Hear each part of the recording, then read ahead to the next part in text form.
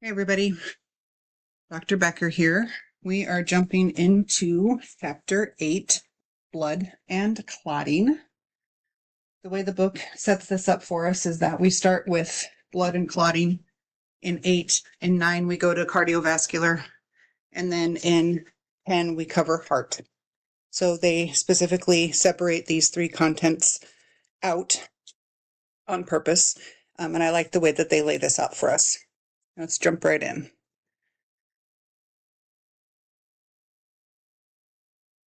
Key concepts, we're going to talk about anemia, one of the most common health disorders in the world. So blood, in terms of the different anemias, some different blood disorders. And then we're going to talk about blood and its ability and the way it works with clotting. We know that clotting obviously is very much important to prevent blood loss after even a minor trauma or definitely a major trauma. Clotting is part typically of the pathological state of atherosclerosis and immobility. Atherosclerosis is what we talk a lot about in the next chapter, chapter 9.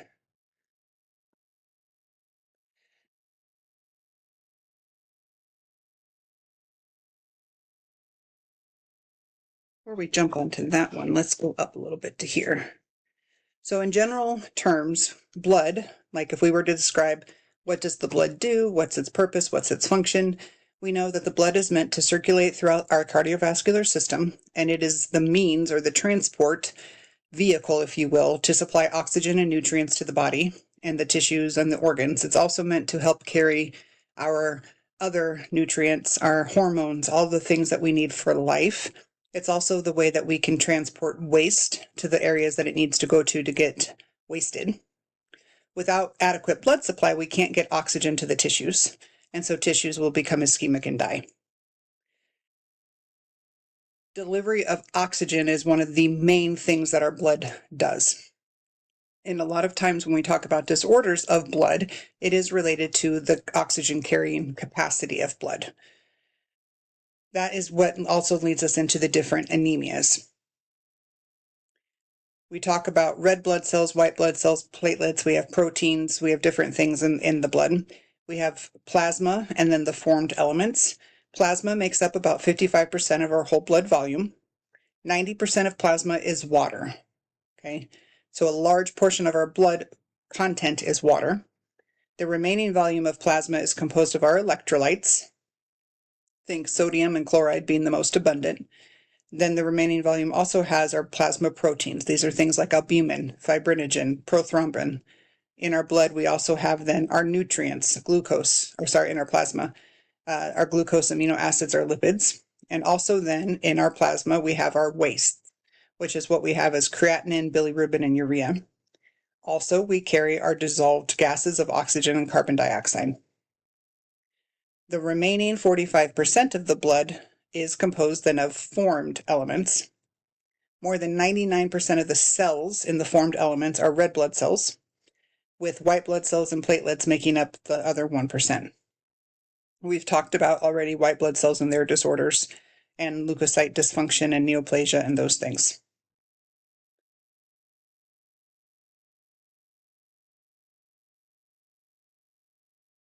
Sorry, I went the wrong direction on my slide. So that's what we're looking at here on this slide.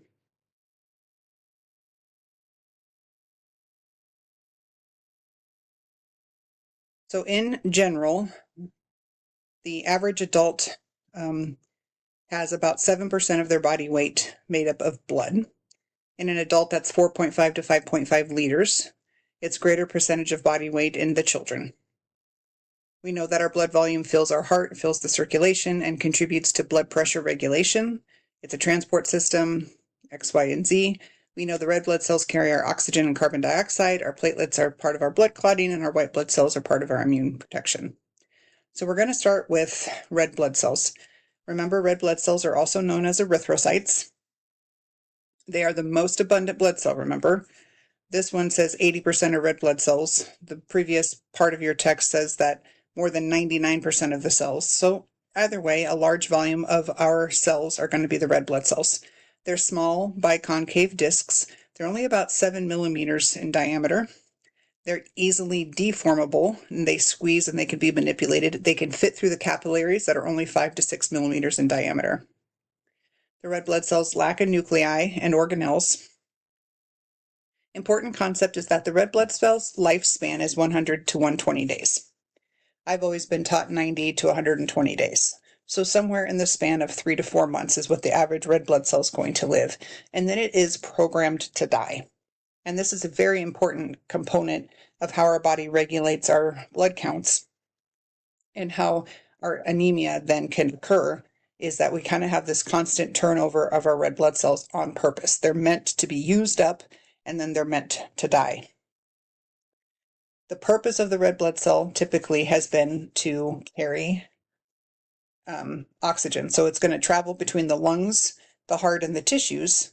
They're going to deliver the oxygen to the tissues where it's going to be utilized. So it's deposited there to be used. But the red blood cell also then picks up the carbon dioxide for removal by the lungs. They do have the short lifespan, and part of that is because they don't have those nuclei and organelles, so they cannot undergo mitotic division, and they cannot do their own cell repair. We have continuous production of our bone marrow through erythropoiesis to maintain an adequate red blood cell count and supply. Red blood cells is what we call our hematocrit. So red blood cells constitute 34 to 47% of the blood volume in women. So their hematocrit tends to be 34 to 47, and in men, 39 to 54. Then we have our total hemoglobin, and that's measured by lysing the cells in a blood sample to measure the total protein. And so our normal adult hemoglobin for women is 11 to 16, and in men is 14 to 18.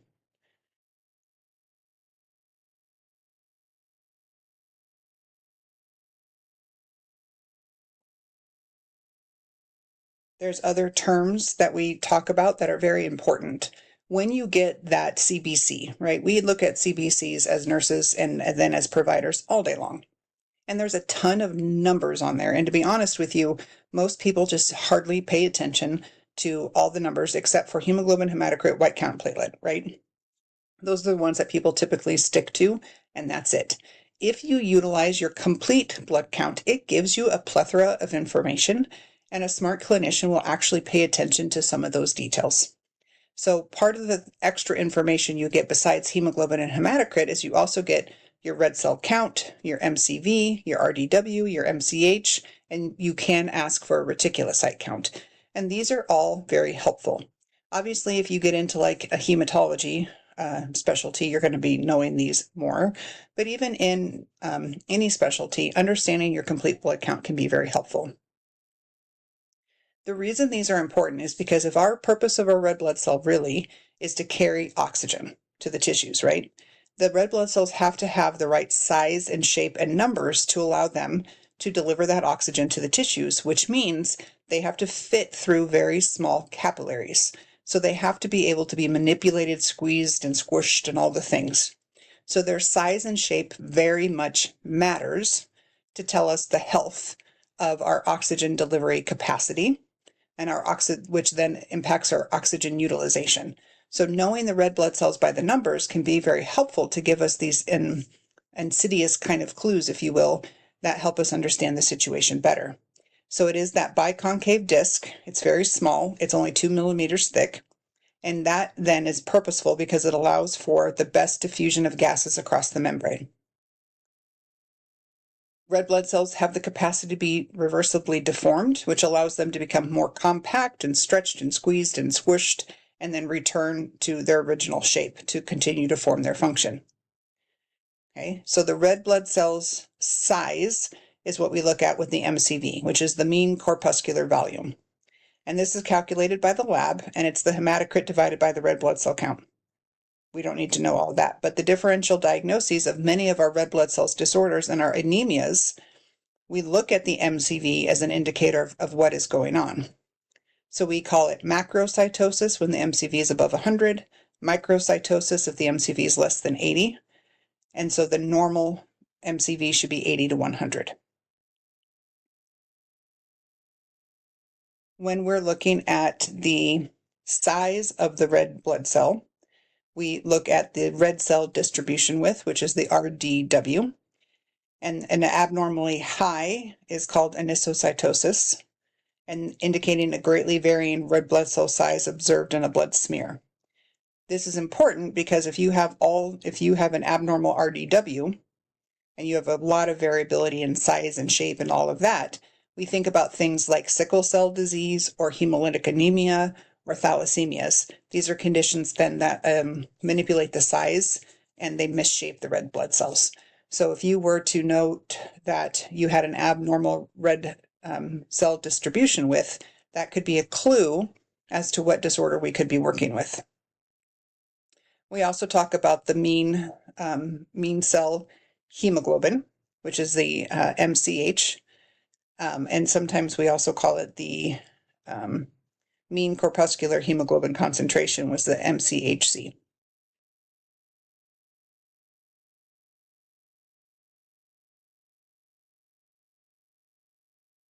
The next thing we look at then is the red blood cell color, and this is what we call normochromic or hypochromic typically, and that is why we look at the MCHC. It's the best measurement to estimate the color of the red blood cells, which is good because they should be the red coloration with oxygenated blood. The reticulocyte count is the early red blood cells are the reticulocytes. So we should have a nice steady flow of new blood cells coming in, a chunk of those, a chunk of active blood cells working well, and a ratio of dying blood cells. And this should be a very steady state in normal health. If something goes wrong, we lose blood, we're anemic, we have hemolytic anemia, something happens, now those ratios shift. So if we have an abnormally large amount of reticulocytes, that can be indicative of bleeding or ongoing blood loss or blood cell destruction. We have an abnormal production of the reticulocytes count happening. That's a clue something's gone wrong.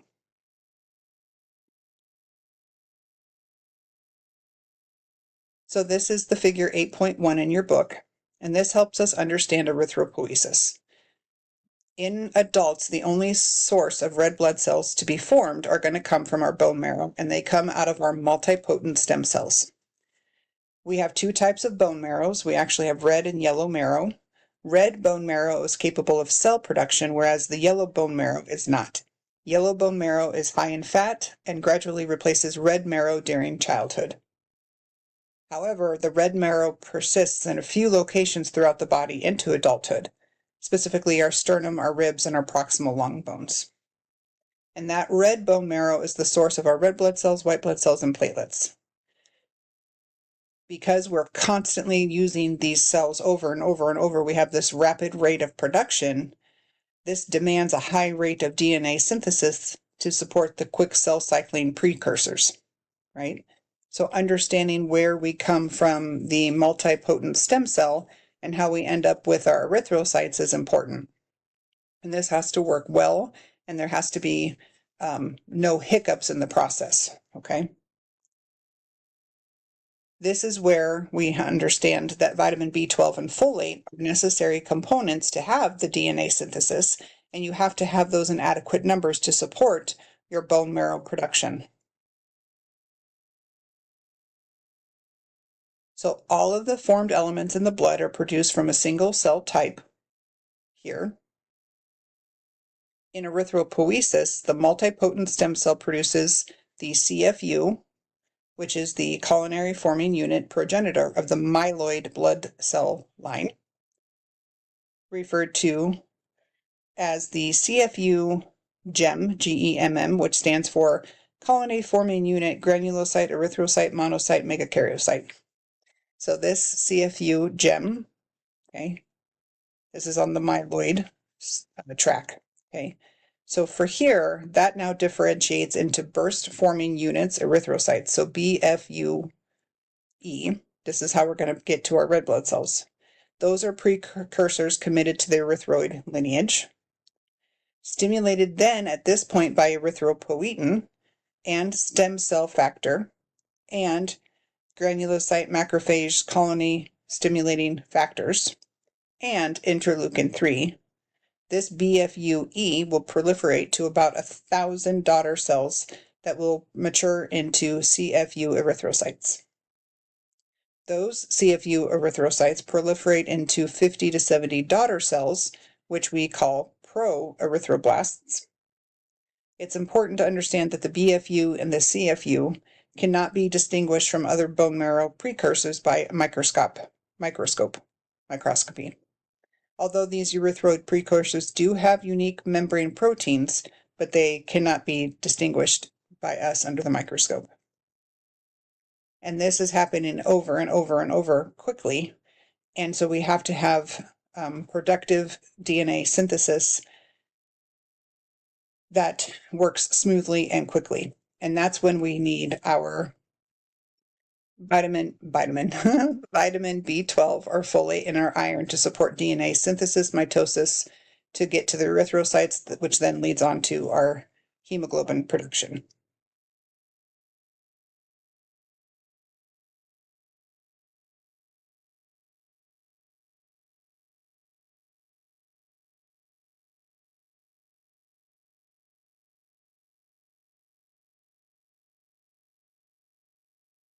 There are other steps that will happen where the erythrocyte then needs to be hooked to the iron to create the hemoglobin structure. When you have the stages of the erythrocyte cell and they lose their final organelle in their nucleus and they become the erythroblast, and then they become the erythrocyte, there's a point in there where it's a reticulocyte when it leaves the bone marrow to enter circulation. The next slide here is showing us the stages of the red blood cell maturation and helps us see the time from when it's made into the pro-erythroblast until it gets to be a reticulocyte. At the final end, all of the organelles are lost and the reticulocyte then becomes a mature red blood cell without any of the organelles.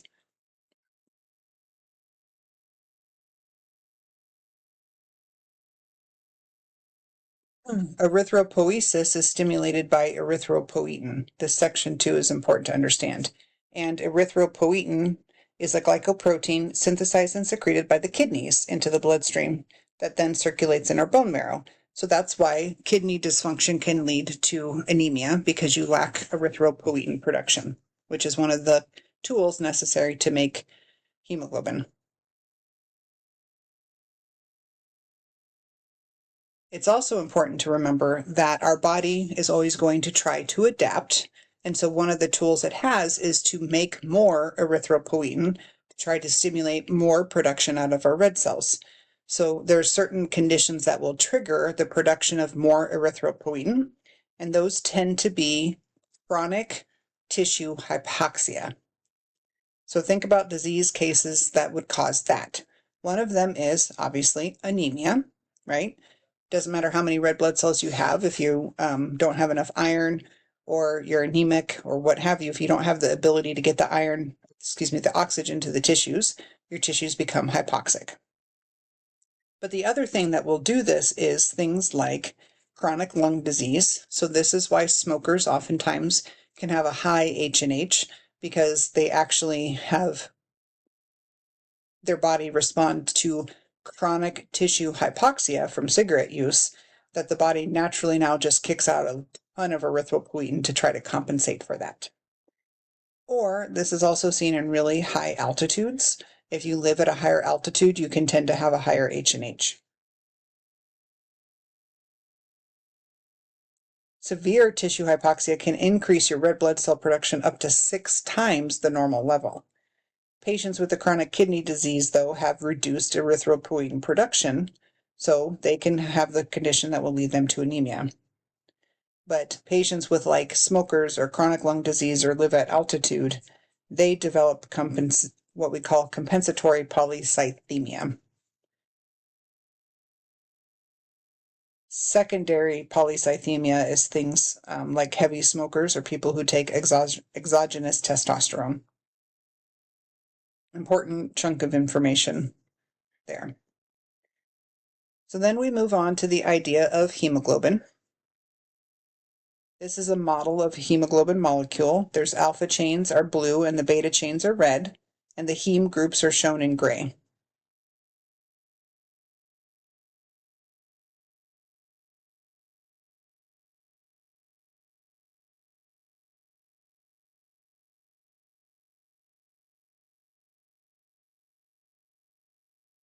Hemoglobin production begins during the basophilic erythroblast stage and continues through the reticulocyte phase as long as hemoglobin RNA is present. Each hemoglobin molecule is made up of 2 pairs of polypeptide chains, which is the globins, and 4 heme complexes. The structure of the polypeptide chain will vary and influences the hemoglobin molecule's oxygen affinity. So during most of our fetal development, our red blood cells contain hemoglobin F with 2 alpha and 2 gamma chains. Beginning at about 38 weeks of gestation, there's a transition to hemoglobin A, which is 2 alpha and 2 beta chains, which is what we have into adulthood.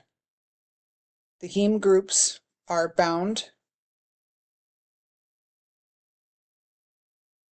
to the polypeptide chains and are able to reversibly bind oxygen molecules at their iron.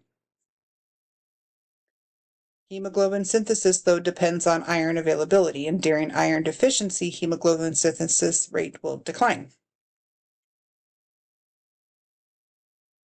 Red blood cell hemoglobin concentration is high, supersaturated solution.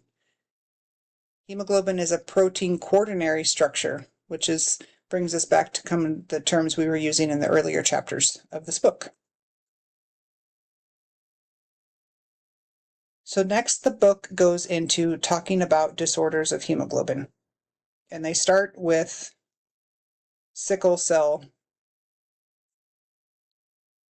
disease as their first disorder.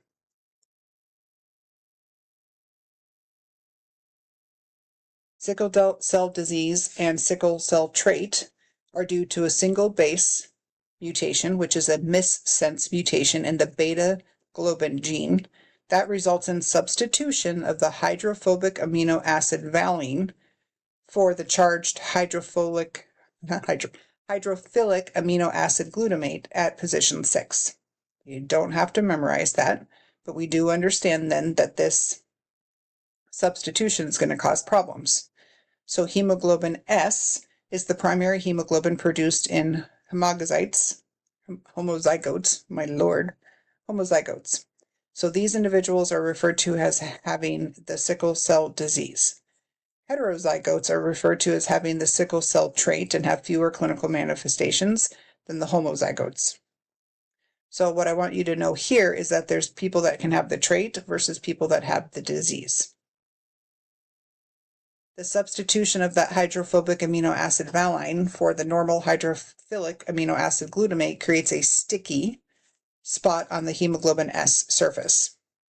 And in the deoxygenated state, this sticky spot is attracted to a pocket on the alpha chain, promoting attachment of the adjacent HBS molecules, the nucleation.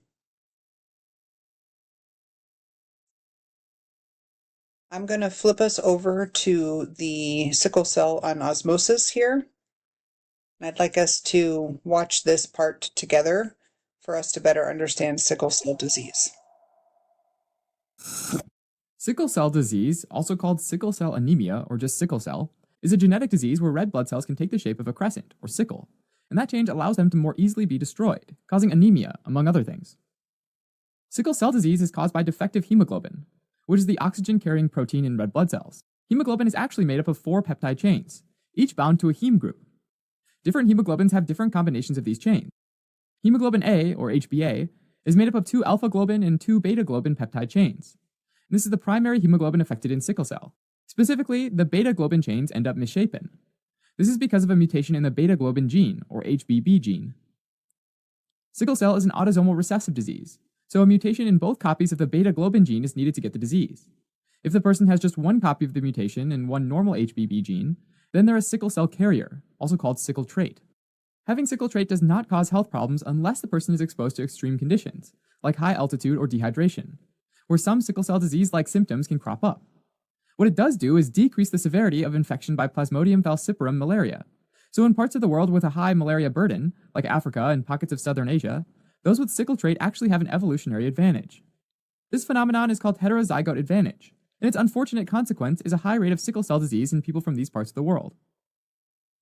Almost always, the sickle cell mutation is a non-conservative missense mutation that happens in the 6th amino acid of beta globin being a valine instead of glutamic acid. A non-conservative substitution means that the new amino acid, or valine, which is hydrophobic, has different properties than the one it replaced, glutamic acid, which was hydrophilic. A hemoglobin tetramer with 2 alpha globin and 2 mutated beta globin proteins is called sickle hemoglobin, or HbS. HbS carries oxygen perfectly well, but when deoxygenated, HbS changes its shape, which allows it to aggregate with other HbS proteins and form long polymers that distort the red blood cell into a crescent shape, a process called sickling. Conditions favorable for sickling include acidosis, which decreases hemoglobin's affinity for oxygen, and small, low-flow vessels where red blood cells' hemoglobin molecules have plenty of time to dump lots of oxygen molecules. Repeated sickling of red blood cells damages their cell membranes and promotes premature destruction. Since this happens within the vasculature, it's called intravascular hemolysis. This destruction of red blood cells not only leads to anemia, which is a deficiency in red blood cells or loss of the normal levels of hemoglobin, but also means a lot of hemoglobin spilling out. Free hemoglobin in the plasma is bound by a molecule called haptoglobin and gets recycled, which is why a low haptoglobin level is a sign of intravascular hemolysis. Recycling of that heme group yields unconjugated bilirubin, which at high concentration could cause scleral icterus, jaundice, and bilirubin gallstones. To counteract the anemia of sickle cell disease, the bone marrow makes increased numbers of reticulocytes, which are immature red blood cells. This ends up causing new bone formation, and the medullary cavities of the skull can expand outward, which causes enlarged cheeks and a hair-on-end appearance on skull X-ray. Extramedullary hematopoiesis, which is red blood cell production outside of the bone marrow, can also happen, most often in the liver, which can cause hepatomegaly. In sickled form, red blood cells tend to get stuck in capillaries, called vasoocclusion. Starting in infancy, they can clog up blood flow in the bones of the hands and the feet, causing dactylitis, or swelling and pain in the digits. Later, they get stuck in other bones, causing a sickle cell pain crisis, or avascular necrosis of the bone. Red blood cells can also clog up the spleen, which can lead to an infarct of the spleen as well as an enormous backup of blood in the spleen, called splenic sequestration, a life-threatening complication. Over time, splenic infarcts can lead to autosplenectomy, where the spleen scars down in fibrosis to basically nothing. Having an absent or non-functional spleen makes a person susceptible to encapsulated bacteria, like Streptococcus pneumoniae, Haemophilus influenzae, Neisseria meningitidis, and Salmonella species. Since encapsulated bacteria are normally opsonized and phagocytized by macrophages in the spleen. It also leaves a person with Howell-Jolly bodies, which are basophilic nuclear remnants in red blood cells, which can be seen on a peripheral blood smear. Sickled red blood cells can get stuck in the cerebral vasculature, causing vessel damage resulting in strokes. Extensive sickle cell damage to the brain vessels may result in moyamoya disease, which is named for the puff of smoke collateral vessels that bypass blocked arteries. They can also get stuck in the blood vessels of the lungs, leading to acute chest syndrome. This is particularly dangerous because it sets up a vicious cycle of congested, deoxygenated red blood cells preventing other red blood cells from getting oxygen. And this is made worse by the lung's natural tendency for hypoxic vasoconstriction, which is blood vessel constriction in areas of the lungs that are low in oxygen. In addition, clogging in the renal papillae can cause necrosis, which can manifest as hematuria and proteinuria, blood and protein spilling out into the urine. And in men, clogging of the vasculature of the penis can cause priapism, a painful and prolonged erection. Given all of these symptoms, it's important to diagnose sickle cell as early as possible, so it's included in the newborn blood spot screen in some countries. It can also be That was helpful, I think. The one other thing that I would say to understand about sickle cell disease is that they can have a sickle cell crisis. And that's an important idea to understand because you can get where you get severe pain secondary to the tissue ischemia from this vaso-occlusive episodes. So people can present to the ER in severe excruciating pain with sickle cell disease.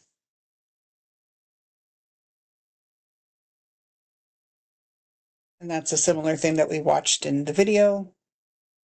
So when you have people with sickle cell disease, not just the trait, but they have true sickle cell disease, dehydration is a really bad thing because it will further increase their intracellular sickle concentration, and that can help create a sickle cell crisis. Also, if they get acutely ill with things that lead to dehydration, high fevers, those kind of things. So people with sickle cell are very sensitive to some of our disease states that can happen.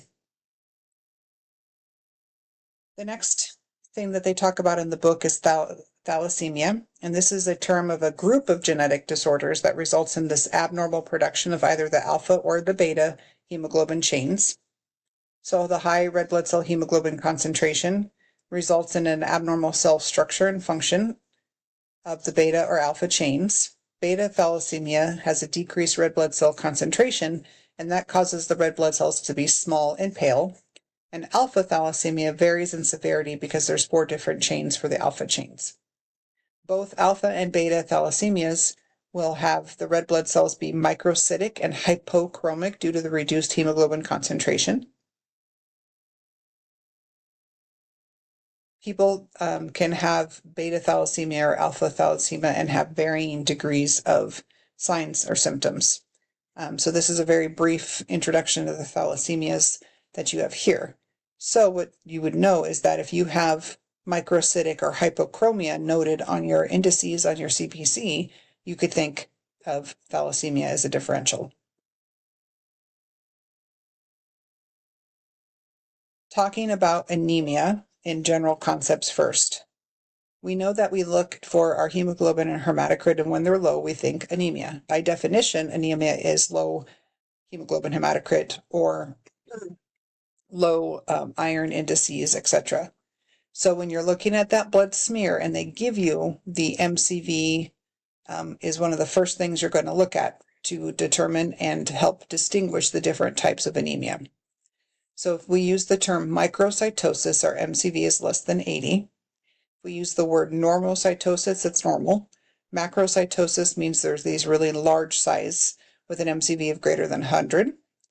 Also, then we look at the concentration, and if they're hypochromic, we would need to know that.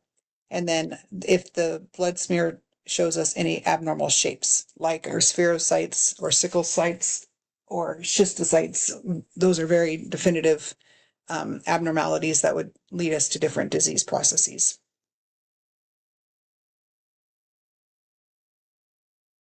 The important thing to understand is that anemia in and of itself can look very different if it's acute or chronic blood loss. So if you have a slow bleeding ulcer, a slow bleeding diverticular disease, something that's slow and insidious, that chronic blood loss allows for compensation by our renal sodium and water retention to expand our plasma volume. So people can have this slower onset of fatigue to the point where they don't even realize their activity and intolerance has gotten to the point it has because it's so slow and insidious. However, when someone's having a hemorrhage, right, an acute blood loss, then now we don't have time for compensation, and so we can have severe shock and tachycardia, XYZ, like that.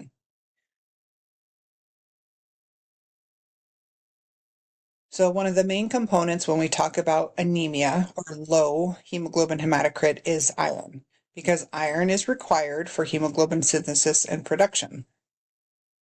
Our total body iron is approximately 3 to 4 grams, with at least half of that being hooked into the hemoglobin molecule. Okay, so a good portion of our iron in our body is within the hemoglobin molecule. Iron is poorly soluble in plasma, so it's transported in the blood by the binding protein transferrin. So you have a transferrin iron complex that carries iron to the bone marrow, where it binds to transferrin receptors on erythroblasts. And after that complex has moved into the erythroblast, iron is dissociated then from the transferrin, and the transferrin is returned to the plasma for reuse.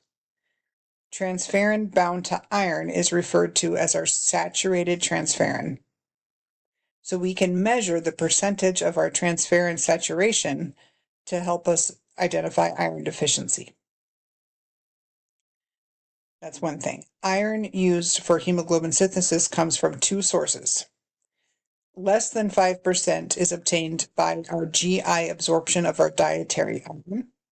This happens on the duodenum, which is important to know because if you have duodenal disease, you may have reduced iron absorption and over time develop iron deficiency anemia. But 95+% of our iron is recycled from the breakdown of the aging red blood cells in the spleen. The iron's then released back and used again and again and again. So our body is highly efficient at reutilizing and recycling our iron. Body iron loss occurs daily with sloughing of the GI epithelial cells, total approximately of 1 milligram per day.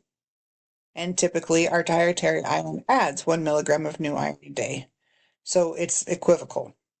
Iron absorption is very inefficient. This is a really important point to understand. It is very hard for our body to absorb our iron in anything greater than the normal amounts. So there's a finite capacity of how much your GI tract is going to absorb. So I could give vitamin supplements by the buckets, and it doesn't matter. It's not going to be absorbed. It's just going to keep on going and be excreted out through waste. So it is really hard to correct iron deficiency anemia when it's large loss of iron by our oral tract alone.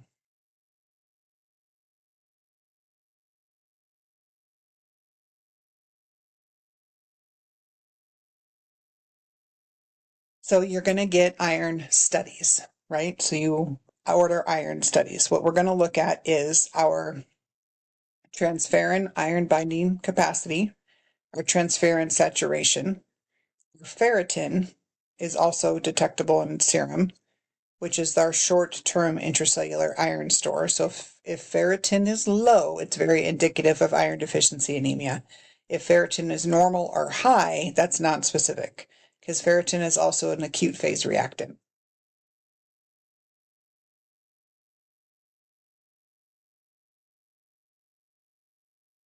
This is a really nice image. This is figure 8.5, and this is showing splenic macrophages break down aging red blood cells, releasing that 95% of the iron back into the body that's needed for red blood cell synthesis. So we get into the spleen and we work on releasing the iron back into the bone marrow. So the iron is released from the spleen and then binds to the plasma carrier protein transferrin for transport to the bone marrow. The GI absorption of dietary iron involves a DMT1 on the apical side of the epithelial cells. Some iron is stored in ferritin in the gut epithelial cells, which is our enterocytes, and the remainder leaves the cell by the basolateral ferroportin transporter. Iron then binds to circulating transferrin for transport to the bone marrow.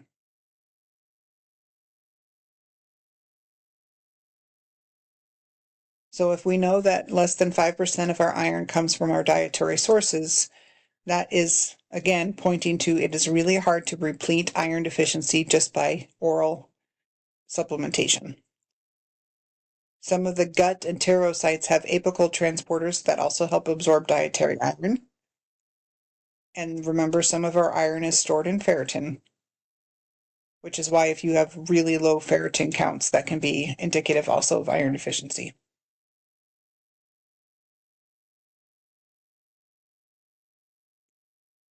I did want to point out, I don't think that they put that on there. When we have iron, it is also stored intracellularly with the greatest storage in the liver and macrophages of the reticuloendothelial system. Okay. Some ferritin is present in our plasma, and the blood ferritin level is measured as a differential then of the anemia. I just wanted to make sure we understood that.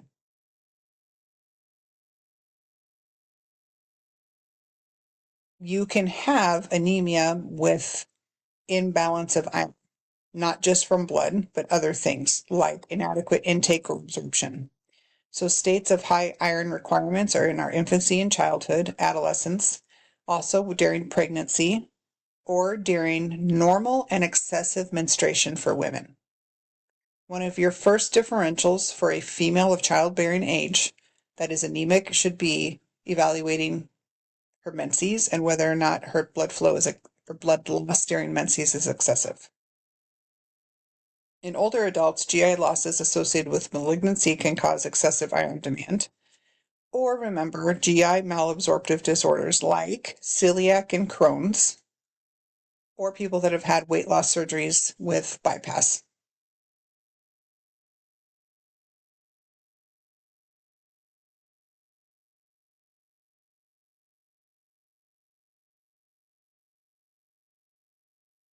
Jumping into iron deficiency anemia, it's the most common anemia worldwide. So it is an imbalance of your iron, so you don't have enough of it typically, and then it leads to low hemoglobin hematocrit, and thereby you're deficient in iron. Iron is, again, poorly absorbed through the GI tract. I can't say that enough. Increased iron requirements are things like pregnancy or rapid growth in childhood. Think of chronic blood losses can be things like your menses, GI bleeding, or even cancer-related tumors. Or you can become deficient in iron due to your GI tract being malnourishment or nutritional deficiencies or starvation, etc. It is a normal finding in infants and typically will resolve with iron-containing foods. Almost all of the that I know of formulas for children are iron fortified. Getting the diagnosis of anemia in older adults can be very common, and it's really hard to differentiate from anemia of chronic illness, anemia of unknown origin, iron deficiency anemia, anemia of chronic kidney disease. There's a lot of different options for anemias in the older adult that can be challenging.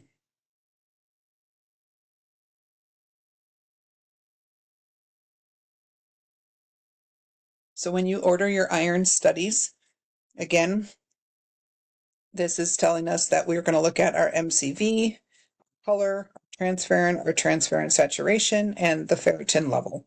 It has to be decreased. Normal or high is non-specific.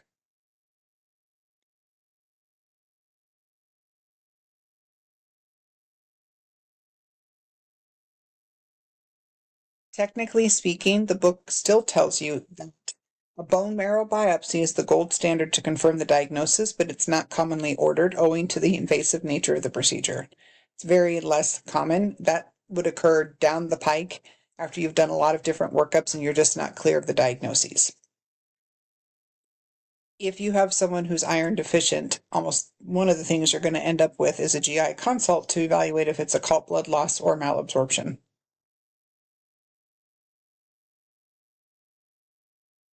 Typically, iron repletion through oral intake is what we use for treatment for things like menstruating females or pregnant women. But oftentimes you may need to have parenteral iron replacement, especially if they're never going to absorb it. So they have bad celiacs, bypass, whatever, they end up needing IV iron repletion.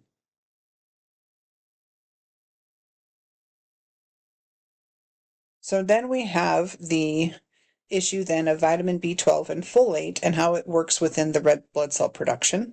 So if something goes wrong with this process of these two things, then you can have vitamin B12 anemia or folic acid induced anemia. Okay.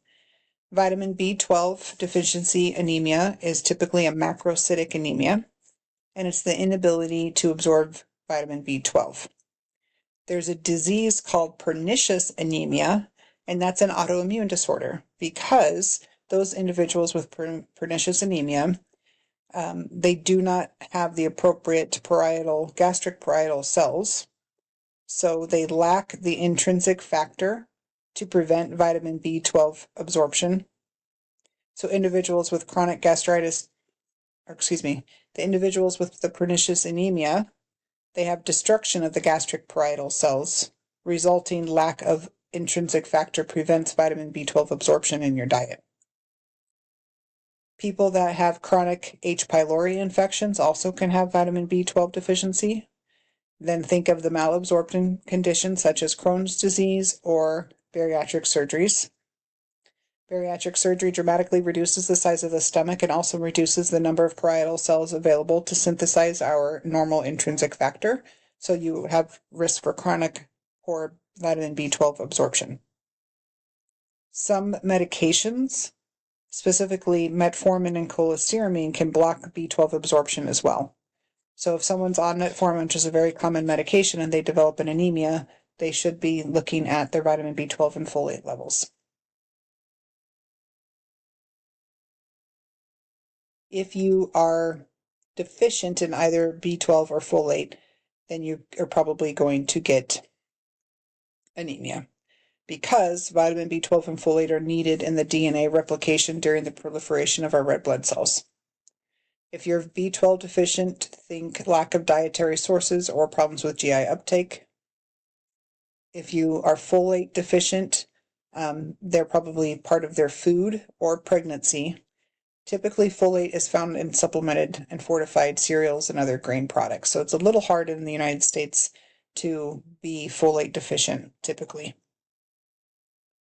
When you're checking the lab to determine if it's vitamin B12 or folate deficiency, the labs are going to be a little bit different. So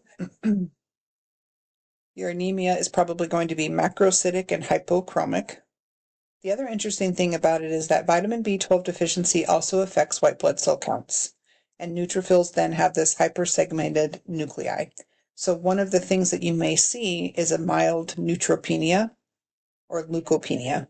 So you can sometimes see a small decrease in their neutrophil counts, and it's actually because of their vitamin B12 deficiency.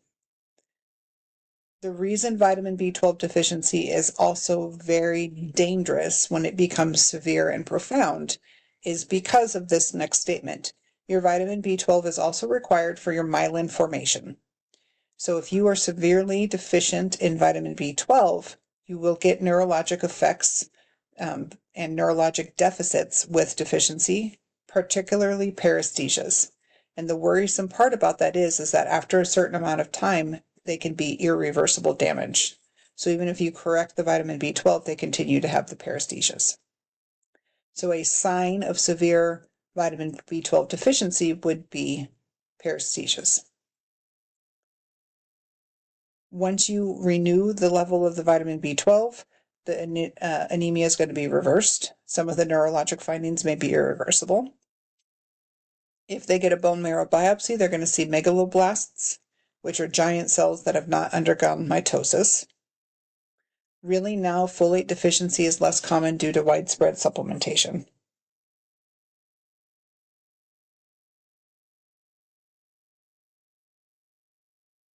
Treatment then is often vitamin B12 supplementation, typically oral, but you can also have parenteral when you're getting to dangerous levels of deficiency. Anemia of inflammation or anemia of chronic disease. This is an umbrella term for this anemias, a section of anemia secondary to chronic infections, malignancies, connective tissue diseases that last a month, or many of our chronic health conditions. So anemia of inflammation is also called anemia of chronic disease.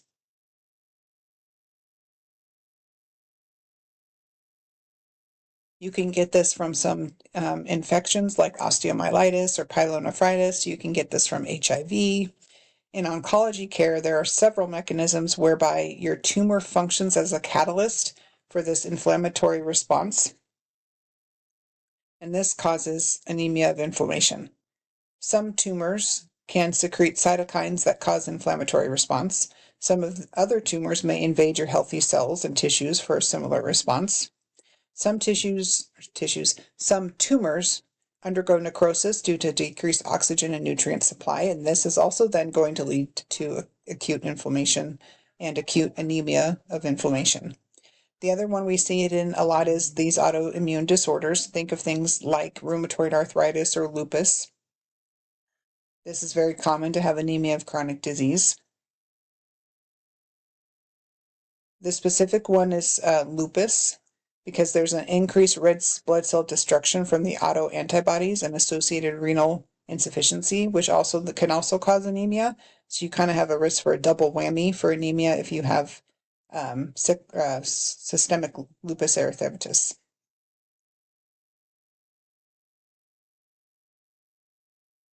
Remember that our normal physiologic state is that there's a process of removing the aging red blood cells from the circulation, and the iron storage occurs in the macrophages of the spleen. But anemia of chronic disease is associated with low levels of circulating iron. Additional stores can be found in macrophages in bone marrow and liver. In the setting of the chronic inflammatory disorders, though, they have these chronic elevated inflammatory markers or their cytokine levels. So liver production of the circulating iron regulatory protein hepcidin and the intracellular storage protein apoferritin will increase.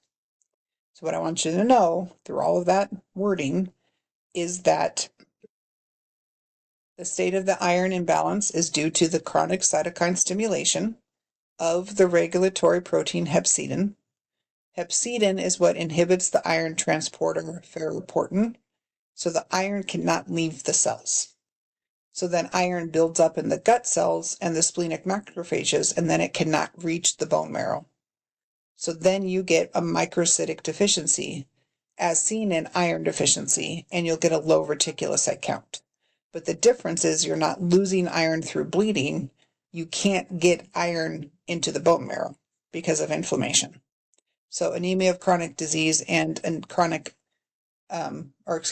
of chronic disease and iron deficiency anemia have to be very carefully distinguished from one another.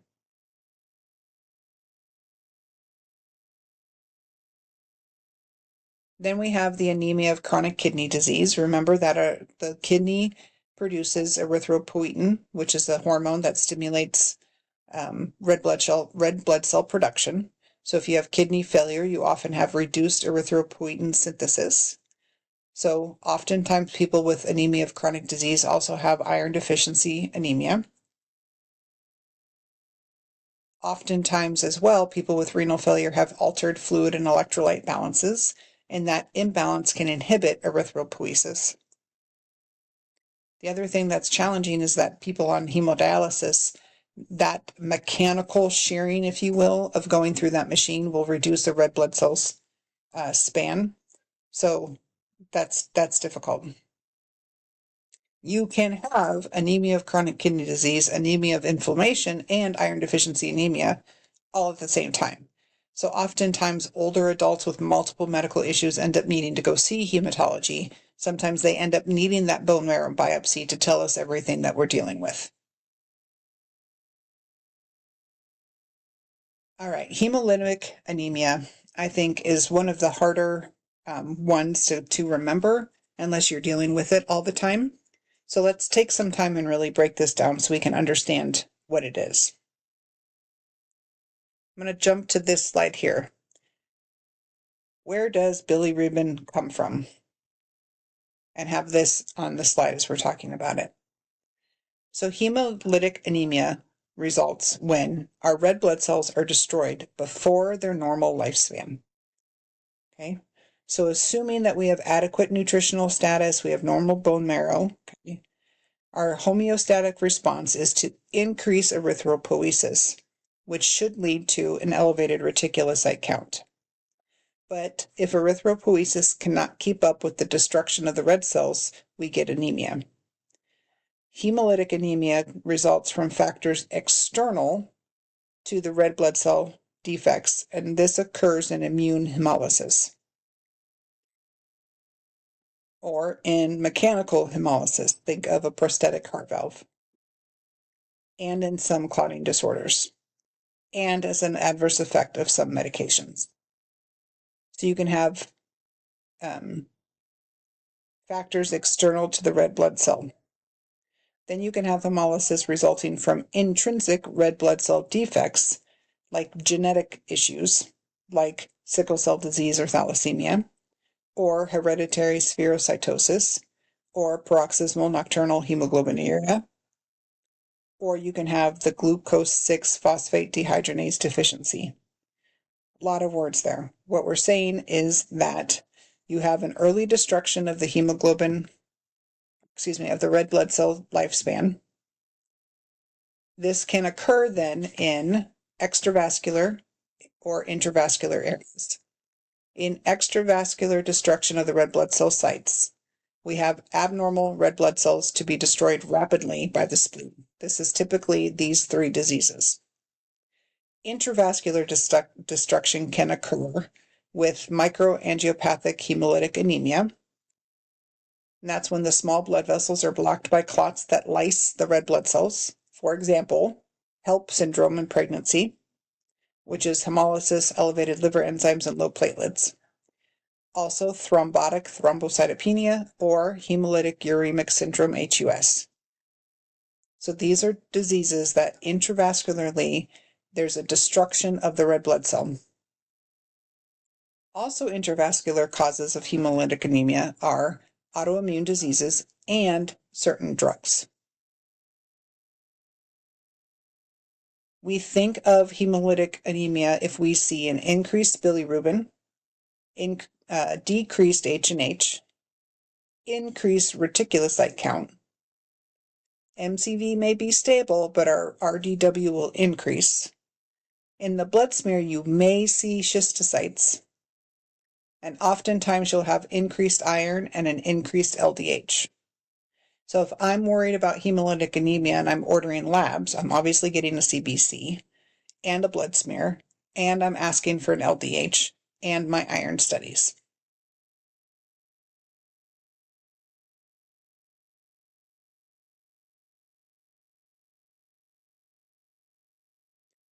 So this helps us, this picture here, to understand when you have red blood cells being broken down or destroyed early, particularly when it occurs intravascularly, they will release the iron and the heme components then into the blood at a highly rapid rate.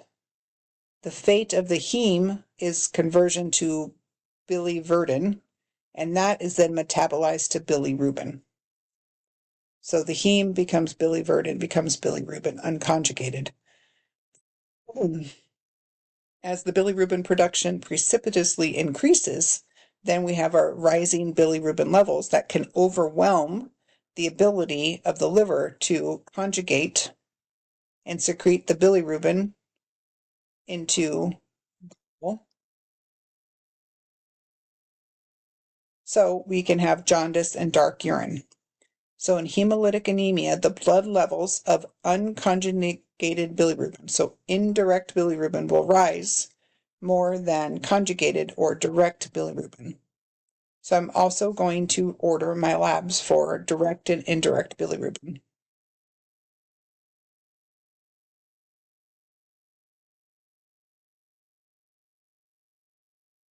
Other manifestations of some of the chronic hemolytic anemia, you can have an enlarged spleen and enlarged liver, or increased production of gallstones because you have so much bile.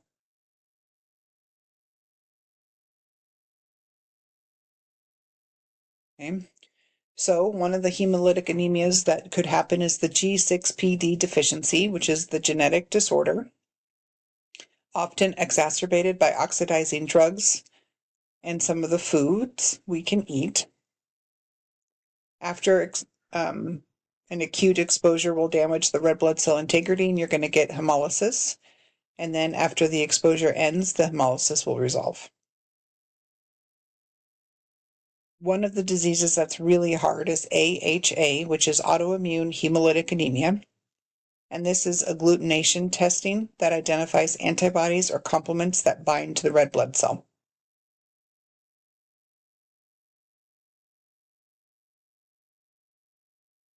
And their anemia in this disorder for the autoimmune is that you have the rupture of the RBCs caused by binding of antibodies, complement, or both, or by uptake and destruction of the antibody-coated cells by macrophages. The AIHA may have primary or secondary causes. So lupus can cause this, as an example. Some infections can do this, but sometimes 50% of the cases of autoimmune hemolytic anemia is idiopathic. The interesting thing about this is that these agglutination tests are fascinating, and if you really wanted to go down a rabbit hole, I think this is very interesting. The laboratory test will classify AIHA by the optimal temperatures at which the anti-RBC autoantibodies bind to the patient's red blood cell and cause lysis. So you can have warm agglutination or cold agglutination subtypes. About 80% of the autoimmune hemolytic anemias is the warm, and we see that more in older adults. Warm autoimmune hemolytic anemia, immune globulin G mediated, and cold agglutinin disease results from binding of the IgM or complement or both, and that is often idiopathic. Complement binding and formation of the membrane attack complex in cold agglutinin disease results in intravascular hemolysis, whereas binding of IgG and opsonization of the red blood cells in the warm often results in extravascular hemolysis, primarily in the spleen. So you could chase this disease down. I've seen it in patients before. I find it quite fascinating. It literally can be where they cannot get cold because otherwise they develop these antibodies that bind to the red blood cells and causes them symptoms.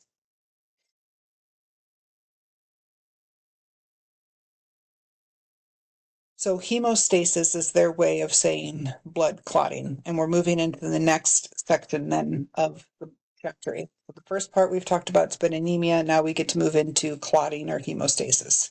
Obviously, this is a very vital defense system that's going to prevent us from bleeding to death. Hemostasis is a tightly regulated cascade of response to injury involving endothelial cells, extracellular matrix, our platelets, and our plasma proteins. We have to have very tight control and cooperation between our platelets and our plasma proteins.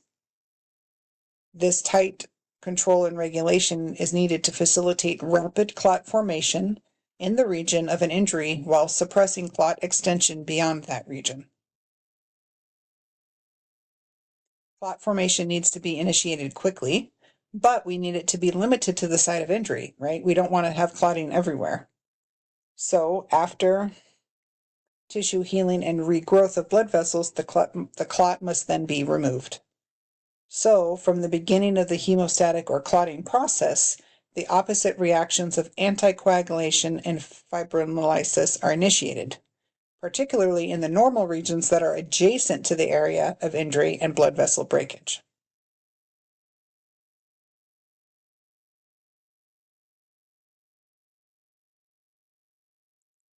So our hemostasis or our clotting can be divided into two stages.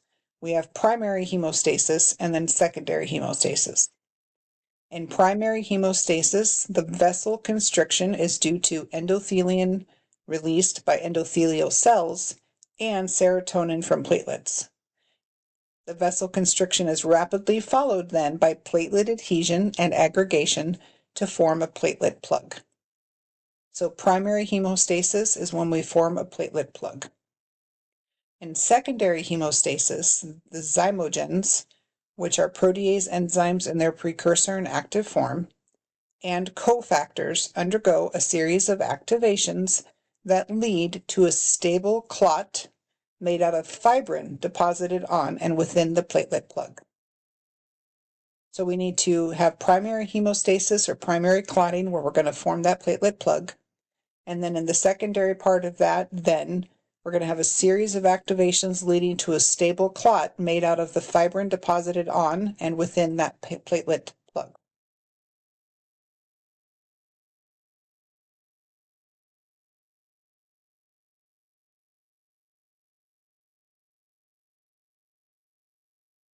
This slide here is helping us understand the different stages or what's happening. So first we have an injury. And when that blood vessel is injured, rapid vasoconstriction to that area occurs, right? We're going to clamp down the blood flow so we don't bleed out. That then allows and triggers the platelets to adhere. They're activated and they want to aggregate. So the platelets are kind of like, oh boy, rush to the area, and they stick together and they will form that primary platelet plug with primary hemostasis. Then coagulation proteins are activated sequentially on platelet surfaces, and fibrinogen is cleaved, and those fibrin strands are then allowed to go to the platelets and bind to them, and then we get secondary hemostasis and we get that platelet plug to be made stable with the fibrin that's deposited. Then eventually, after the tissue is healed and the injury is done, we have to have a process to safely remove that clot. So we're going to talk more about these processes in depth here. So first we talk about platelets. Okay. So our platelets are small fragments extruded from bone marrow megakaryocytes. Their production is stimulated by thrombopoietin. Platelets have a very limited lifespan, 7 to 10 days, so they're rapidly used up and degraded. They circulate between our blood and our spleen, and the spleen is the site of destruction. They have a membrane glycoproteins that we use to facilitate attachment to each other and to other things. This is important to understand because when we give antiplatelet medications, what we're talking about is giving medications that prevent this attachment. The granules containing the enzymes to synthesize thromboxane A2 and activating molecules, adenosine diphosphate or ADP, and platelet factor 4, released upon activation. So these are the basic kind of concepts they want us to understand.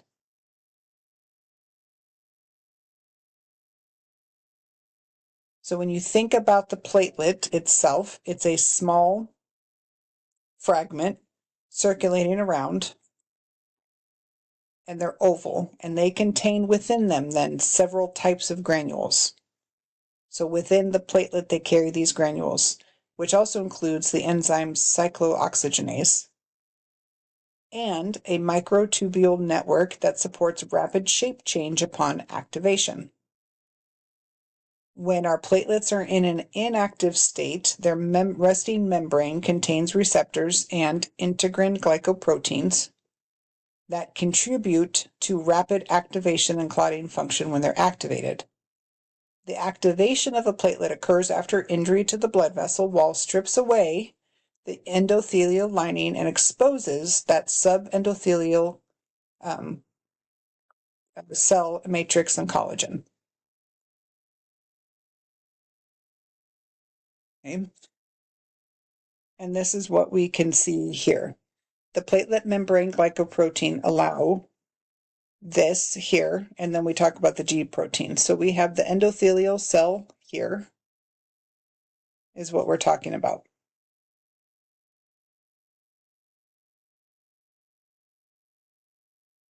So when the endothelial cell layer is disrupted and the ECM underneath then is exposed, the formation of the primary clot depends on platelet adherence to the ECM.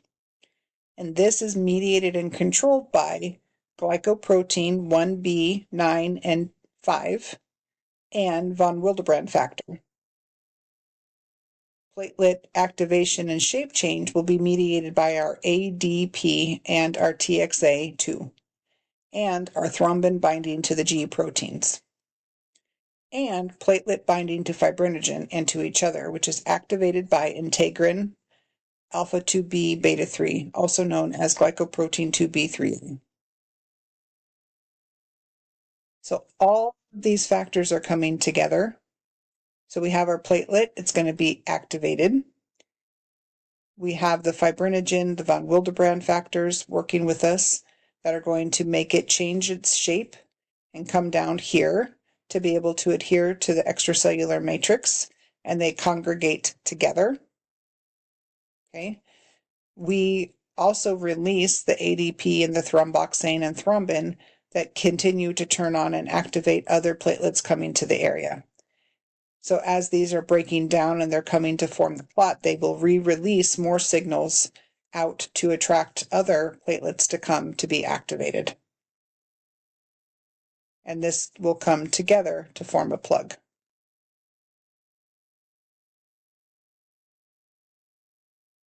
Box 8.1 in your book is clot formation, a stepwise process of activation, which is very, very helpful. Okay. And so this also explains this slide very well. As a first step in the clot formation, the platelet changes shape from this oval to spiked with cell extensions and the membrane GP 1b 9 and 5 and integrin alpha 2 beta 1 that can strongly adhere to our von Willebrand factors and our extracellular matrix and to other platelets to get together to form the plug. Once this plug occurs, then the platelets will degranulate, which we talked about releasing their contents of their granules. Okay. So they will release ADP, serotonin, and thrombin. And those agents attract and activate these additional platelets that are responding to the area. So that will help keep that cycle going.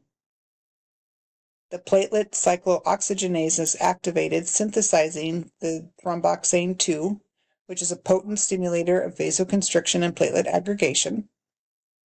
ADP, thrombin, and the TXA bind to platelet membrane G protein coupled receptors, and this is meant to perpetuate and enhance ongoing platelet activation.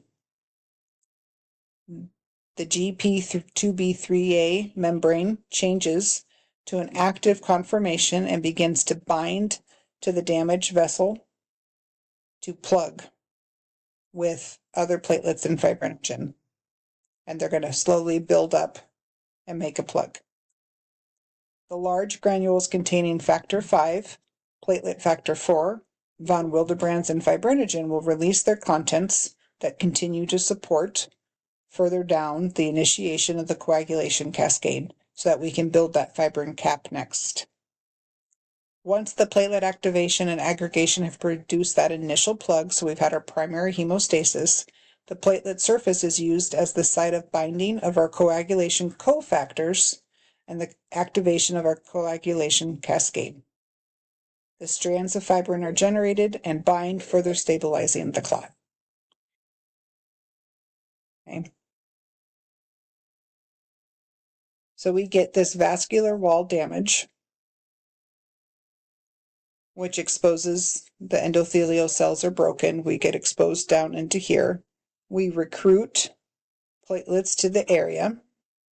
We get the binding of platelets to the collagen, and we'll start to initiate a platelet plug. We will have, so this is initiation. Then we have propagation. Well, remember, we're throwing out the hexane and the ADP to activate the other platelets that are coming to the area. So we're propagating. We want more recruitment of platelets to grow the thrombus and to continue to amplify the coagulation cascade. Once we feel like we've got that primary hemostasis, we need to have the secondary hemostasis, and these are those fibrin depositions that are going to come and help solidify and create a cap over the top of the primary plug.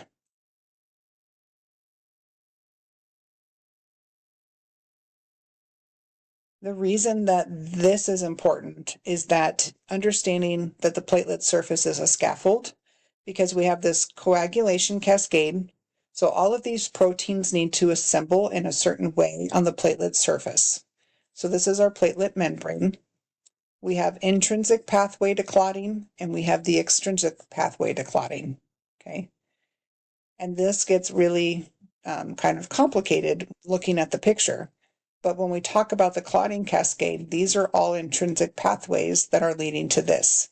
So this is important because later on, when we use medications to prevent clotting or to prevent platelet aggregation, we can manipulate drugs to block off or manipulate these various.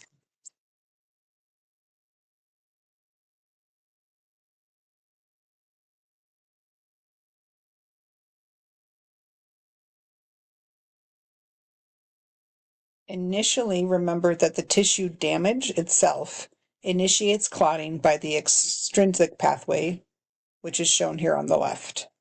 The factor 7A here initiates the common pathway, generating then factor 10A, which, stabilized by factor 5A, functions as prothrombin convertase, which cleaves prothrombin to release active thrombin, and factor 7A also activates factor 9, adding then the intrinsic pathway to reinforce the extrinsic pathway that was started by injury. I don't expect you guys to have this memorized by any shape, right? That's just not realistic. What I want for you, though, is to understand that we have an initial injury that disrupts the endothelial cells. The platelets are then called to the area, and on the platelet membrane, we have the extrinsic pathway which stimulates the extrinsic pathway, and both are needed to create secondary hemostasis to get that fibrin cap over it.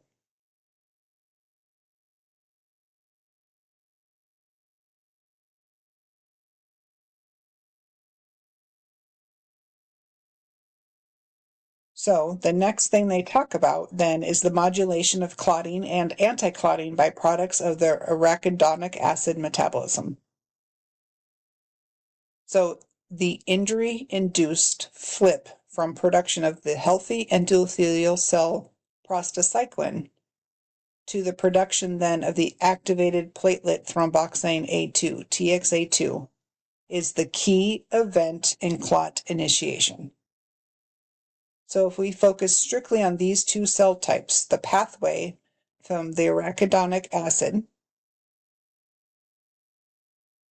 is something we can see here in this image.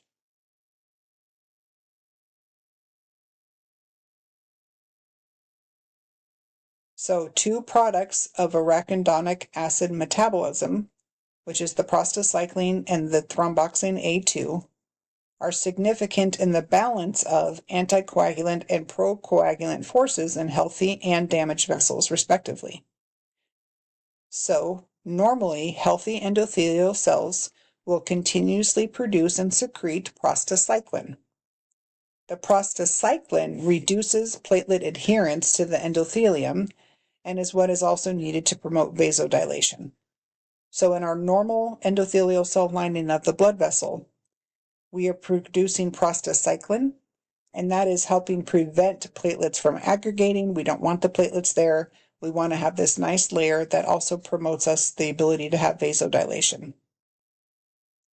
On the other hand, when we have regions of damage that causes disrupted endothelium, the prostacyclin production is stopped.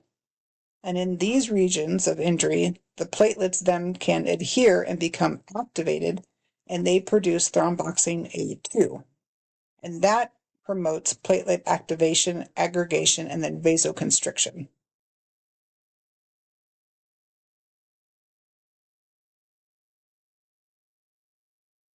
So it's comparing the healthy versus the damaged.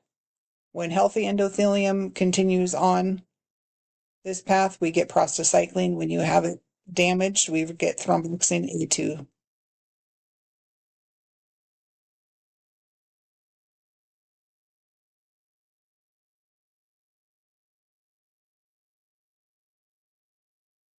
Also important here is that they're showing us that the platelet cyclooxygenase is stimulated by active platelet activation and will begin to produce TXA2, that which further stimulates platelet function and vasoconstriction.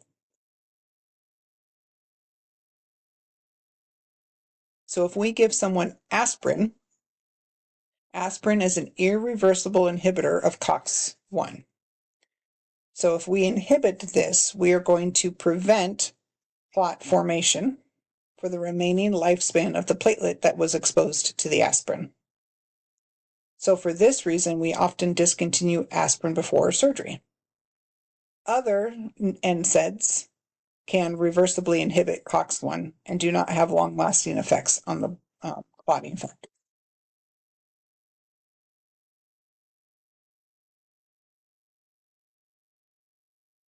So if we were to summarize what we're talking about in the clotting process or hemostasis, the platelets circulate in a quiescent state. They're unactivated, inhibited by prostacyclin and nitric oxide produced by the healthy endothelium. So in other words, an inactivated platelet is going to stay that way, and it's going to just go right by the endothelium because it's inhibited to do anything because of the presence of prostacyclin and nitric oxide. Okay. However, when a vascular trauma occurs and the extracellular membrane or collagen is exposed because the endothelial cells are disrupted, when that exposition happens, our plasma von Willebrand factor binds and platelets will adhere through GP1B. So what happens then is the platelets are then activated, and during that process, they secrete ADP, thromboxane A2, and integrins. And this causes platelet aggregation. It calls for more platelets to come to the area, and it's able to activate them to perpetuate and propagate the cycle of platelets coming to stick together and form a plug. Platelet membranes contribute phospholipids on which coagulation factors and cofactors can bind to initiate the clotting cascade, which is extrinsic and intrinsic. And once that is done, then that allows the fibrin to come and form the sheath over the top for the secondary hemostasis to occur. Coagulation cascade is very busy. There's a lot of different steps that happen in this. And it's important to understand that we can interrupt the coagulation cascade in a variety of areas. So different drugs ultimately tend to achieve the same end, like doesn't allow us to make clots anymore, but it goes, the drugs work at very different stages of this cascade. The coagulation cascade occurs on the surface of platelets, and it's a coordinated step-by-step activation of the multiple circulating plasma protein factors, ultimately wanting to lead to the deposition of those insoluble fibrin on the platelet plug to transform it into a stable clot.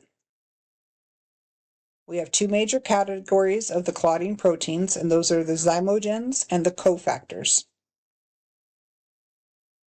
Virtually all of these proteins are synthesized by the liver, which is why liver failure makes you hypercoagulable, right? And increases your INR. The cofactors, tissue factor, which is TF, and factors 5 and factor 8, provide a stable scaffold for the zymogen activity, often on the surface of the activated platelets. The zymogens are protein precursors of the proteolytic protease enzymes. At each step in the coagulation cascade, an activated protease cleaves an inactive zymogen, releasing the next activated protease. So this sequence continues until the conversion of the zymogen prothrombin to protease thrombin factor 2A. However, clotting secondary to tissue damage with blood vessel breakage is initiated by the extrinsic pathway. Okay. All of these steps are happening in the intrinsic pathway to get to the fibrin plug and a stable clot. The fast extrinsic pathway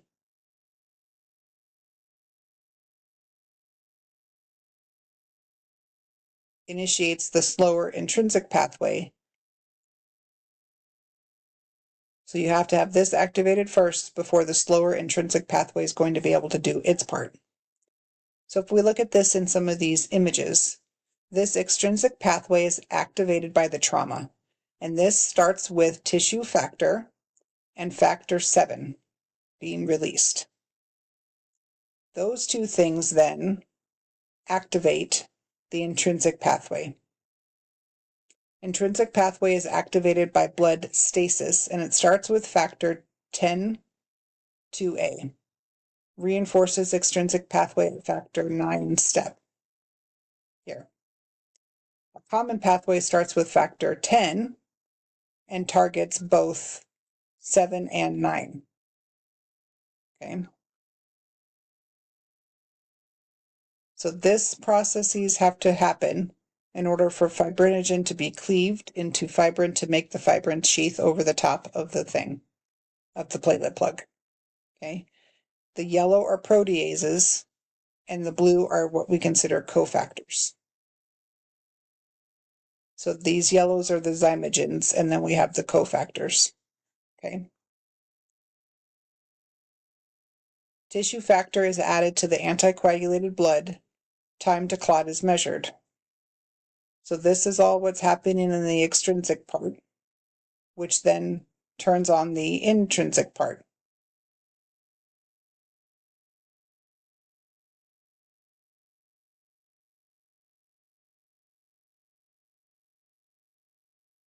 When we say that the extrinsic pathway begins with tissue factor, okay? Tissue factor is a transmembrane protein found in many cells within that blood vessel wall. And when you have the local damage, it'll signal, right? But it also stimulates movement then of that tissue factor to the membranes of the activated platelets and may recruit tumor factor bearing microparticles from the circulation. So the initiating step in hemostasis can occur when tissue factor binds to factor 7 on the surface of an activated platelet, achieving the extrinsic pathway of coagulation. In this first step, the tumor factor and factor 7A complex cleaves factor 10, and simultaneously the tumor factor and the 7A here simultaneously cleaves factor 9.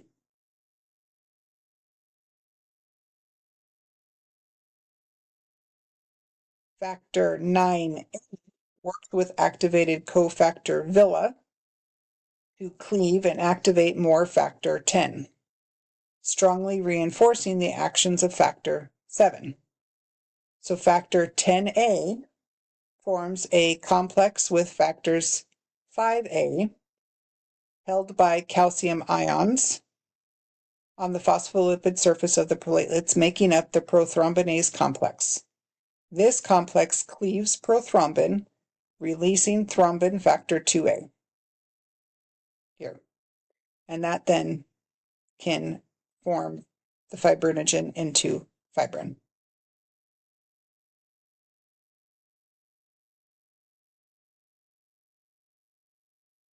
The other thing that's interesting here is that as the coagulation cascade continues and accelerates, thrombin, which is this factor 2A, provides a positive feedback by activating cofactors 5 and 8 and factor 11 on the intrinsic pathway.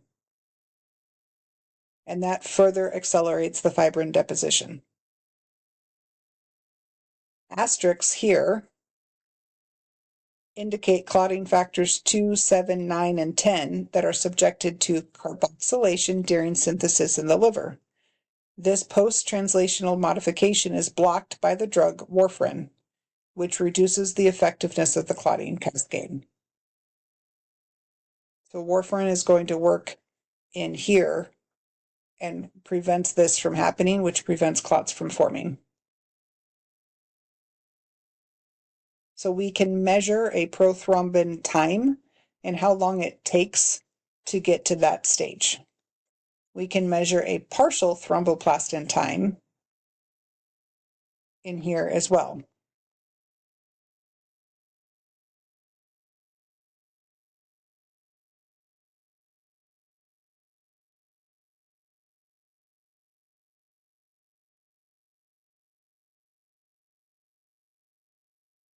In the PTT testing, a source of negative charges is added to a blood sample and time to clot formation is measured. This test primarily evaluates the intrinsic and common pathways and normally takes 32 to 45 seconds. And they do this by giving exogenous heparin.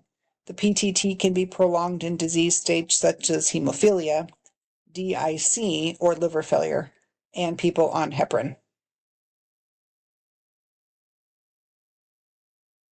This is also talked about in your osmosis videos, and I think they do a great job of also explaining these processes.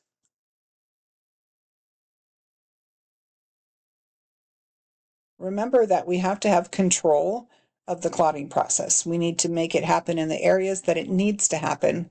We have to be able to turn it on, turn it off, and then remove the clots safely. If you have unnecessary clotting, that's a disease state, that's pathological. We have several strategies to restrain clotting and limit it to the region of injury. Okay. Remember that our healthy endothelium expresses that nitric oxide and the prostacyclin that will inhibit platelets and the clotting cascade proteins. So long as the tissue is not damaged, we should be protected because that healthy endothelial cells are working properly. Plasmin system will lyse clots once the tissue has been healed. Tissue factor pathway inhibitor blocks extrinsic pathway activity, which we have in health. The clotting cascade proteases are inactivated by antithrombin. Okay, so let's talk about these things a little bit in more detail.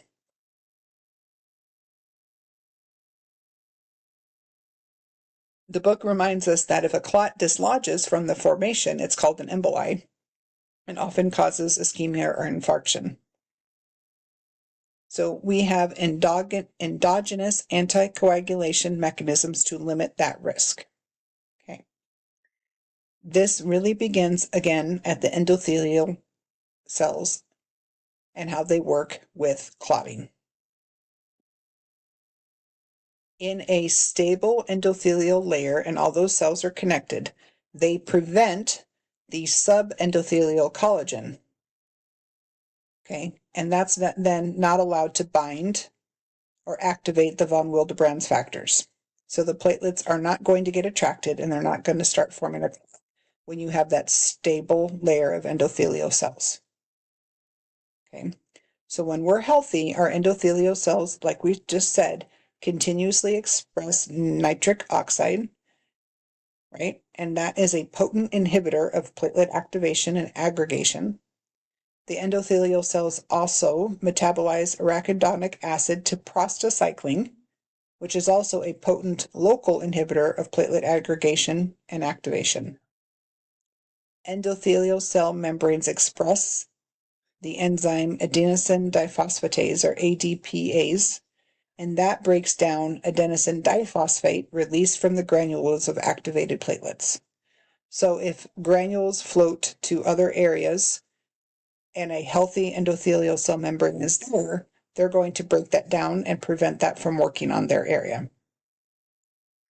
Endothelial cells also contribute to inhibition of the coagulation cascade proteases and cofactors.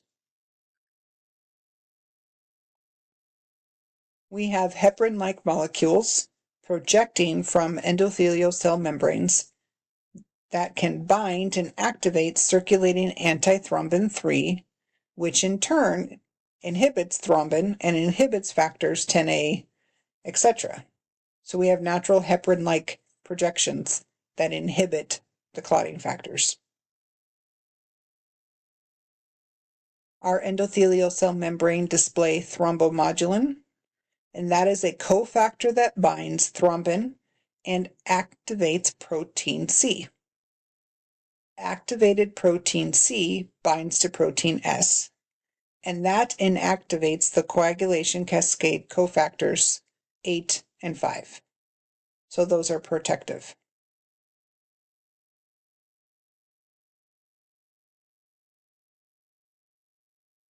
So healthy endothelial cells in an intact blood vessel is what we're looking at here.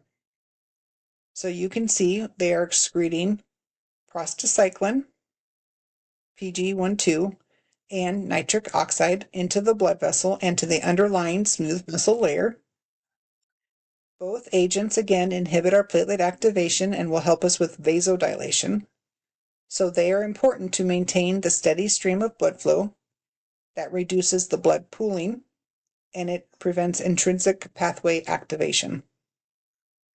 When you have intact endothelial cells, they will display the membrane proteins, the proteoglycans, and those are those heparin-like molecules that help prevent the clot. They prevent thrombin. We have antithrombin to inactivate thrombin and many other coagulation proteases also within this vicinity. The thrombin-thrombomodulin complex activates protein C to cleave cofactors 5 and 8, and then they secrete tumor factor P1 and TPA, inhibiting clot formation and promoting clot lysis. They express the adenosine diphosphatase, which splits in and activates ADP.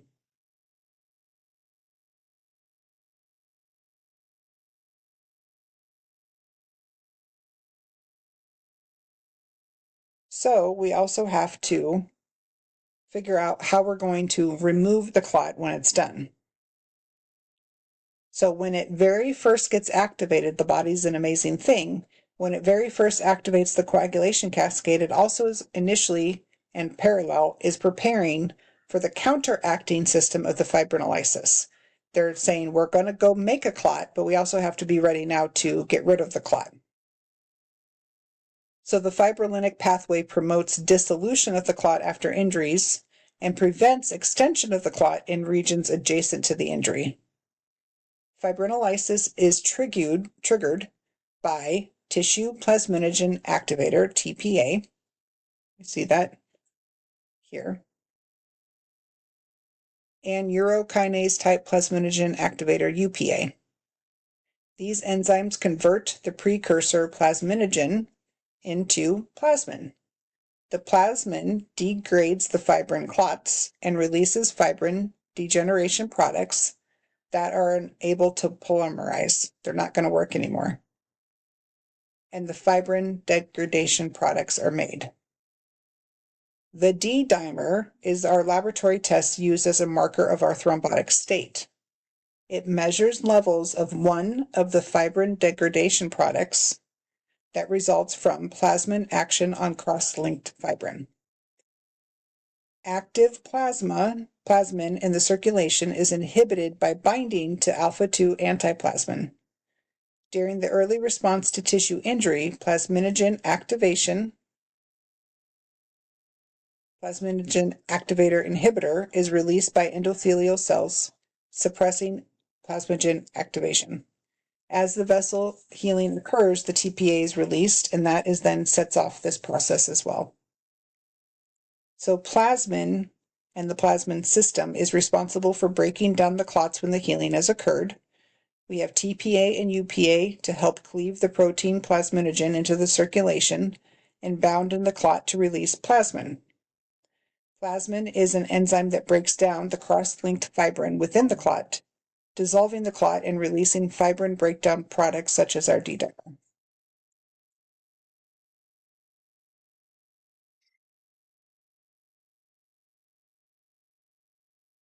To limit excessive spread of clot formation, several mechanisms inactivate the clotting proteases and cofactors. First, circulating activated clotting factors are taken up by our liver and are degraded. Secondly, antithrombin inactivates the major activated coagulation proteases. Antithrombin activity is potentiated by binding to endothelial cell membrane heparin proteoglycans. And antithrombin is further potentiated by binding to exogenous heparin given to manage patients with a pathological thrombus formation. And thirdly, protein C and protein S, that system will cleave and inactivate our cofactors 8 and 5. The cleavage of protein C is greatly accelerated by thrombin binding to the endothelium thrombomodulin, and that is one way in which the spread of the clot is limited to the regions of the damaged endothelium. So here we're seeing the plasmin system is regulated by the plasma protein alpha-2 antiplasmin, which blocks the action of the circulating plasmin, and plasminogen activator inhibitor is produced by the endothelial cells and other cell types. So the plasminogen activator inhibitor increases in response to inflammatory mediators such as our cytokines, providing one link between inflammation and hypercoagulable states. The red bars here indicate inhibition, while the black arrows indicate sequential reactions.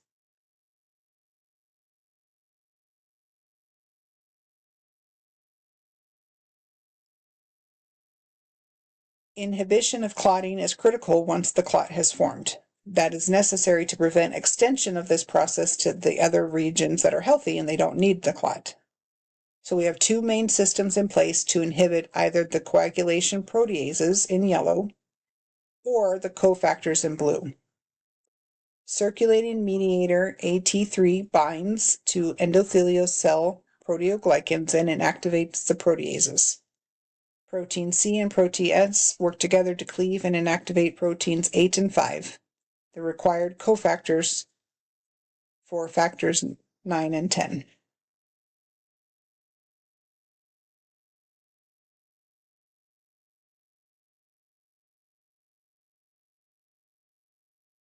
So if we have an acute state of clotting, like an MI or a stroke, we have options of how to modulate and treat this issue. We can go in with direct removal with thrombectomy. We can give drugs like tissue plasminogen activator and give fibrinolytics. We can cause platelet inhibition by clopidogrel or other drugs, so they can't get turned on. We can give integrin inhibition to reduce their ability to aggregate.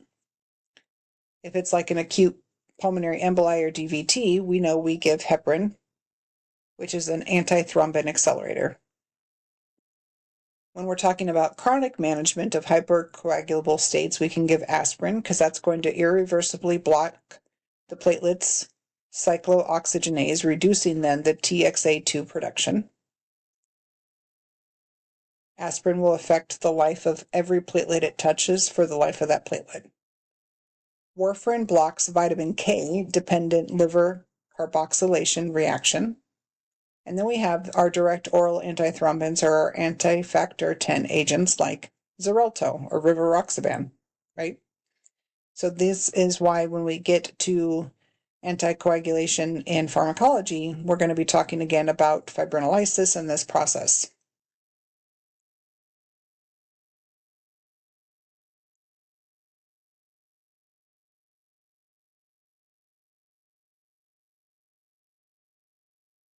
This is a pretty busy image.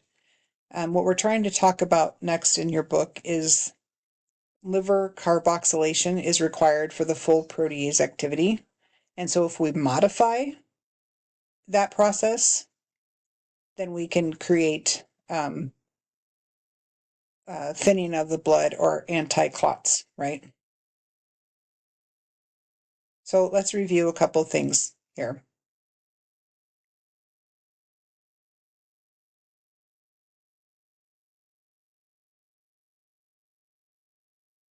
We know that vitamin K is a required cofactor that is oxidized in this carboxylation reaction.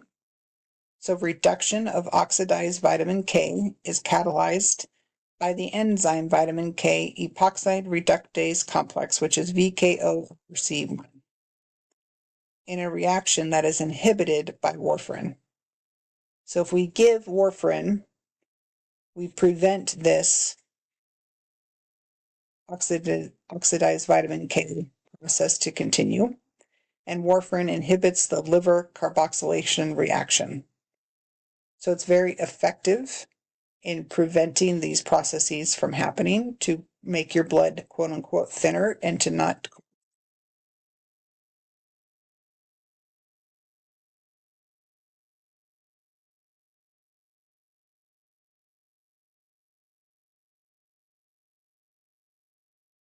We can have embolic states or conditions that make us very much prone to getting an embolism or a thrombosis. So we have what we call Virchow's triad, which is the conditions that will favor pathological clot formation. So not secondary to a trauma.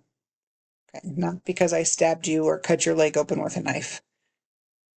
The Virchow's triad is endothelial injury, venous stasis, and a hypocoagulable state.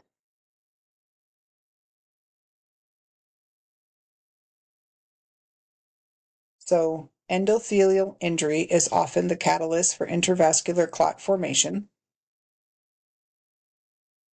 particularly when we're in arterial circulation. The most common context for thrombus formation is fissuring or rupture of an atherosclerotic plaque. So within the regions of atherosclerosis, endothelial cells lose their normal antithrombotic properties and instead they develop prothrombotic characteristics. In addition, the fibrous cap of that atherosclerotic plaque is prone to fissure or rupture. That will expose the inflammatory plaque core and its components, which are procoagulant, be released in the bloodstream, which includes the tissue factor, the TF, which we know then activates platelets, is going to form the platelet plug, etc. So if you have atherosclerosis in here and they rupture, that's going to be what can lead to an acute MI, is that sudden rupture of that plaque, and you get a platelet plug, and that's it. Now you've severely narrowed the lumen of the artery.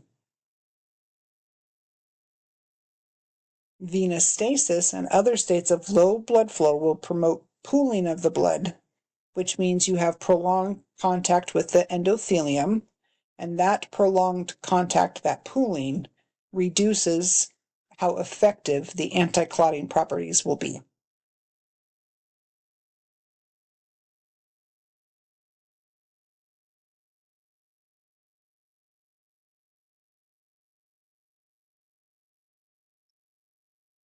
So this phenomena can occur acutely or chronically.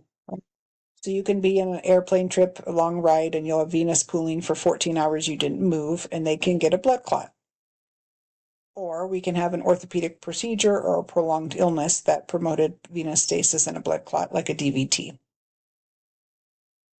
Venous thromboembolisms can break off from their formation site and travel through the right side of the heart into the pulmonary vasculature to cause a pulmonary emboli, or multiple emboli. In the setting of chronic illness, patients with AF lack effective atrial contraction. So patients with atrial fibrillation can have pooling of the blood in the atria, and that promotes then clot formation, and those can break off and cause a stroke. We know that. So endothelial injury is the most characteristic of thrombi that form in the arteries, but stasis is the most characteristic of thrombi that form in the veins. And then the final component they were talking about is the hypercoagulability.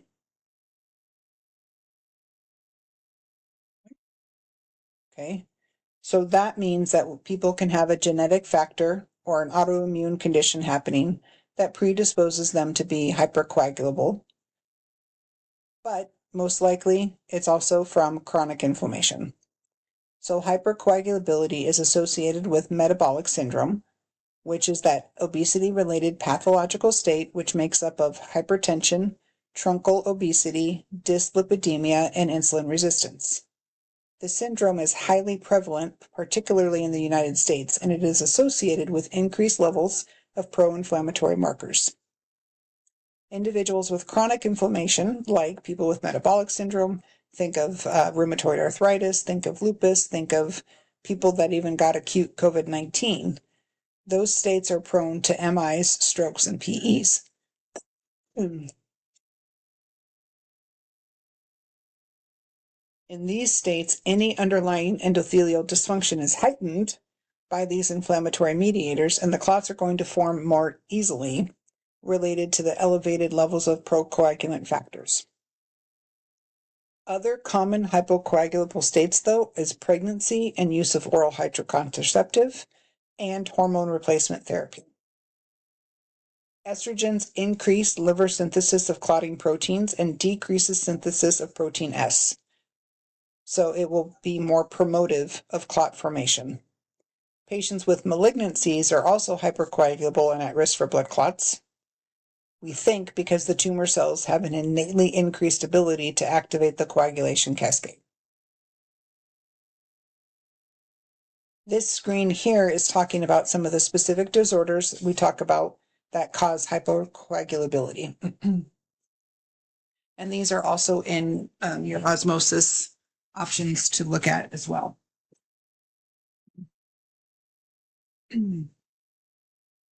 So one of the first ones they talk about is factor V Leiden.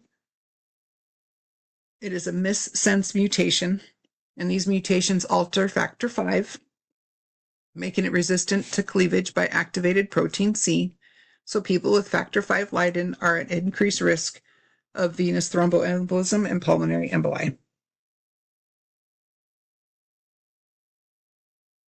if you had a healthy patient show up with an unexplained DVT or pulmonary emboli, they should be screened for factor V Leiden.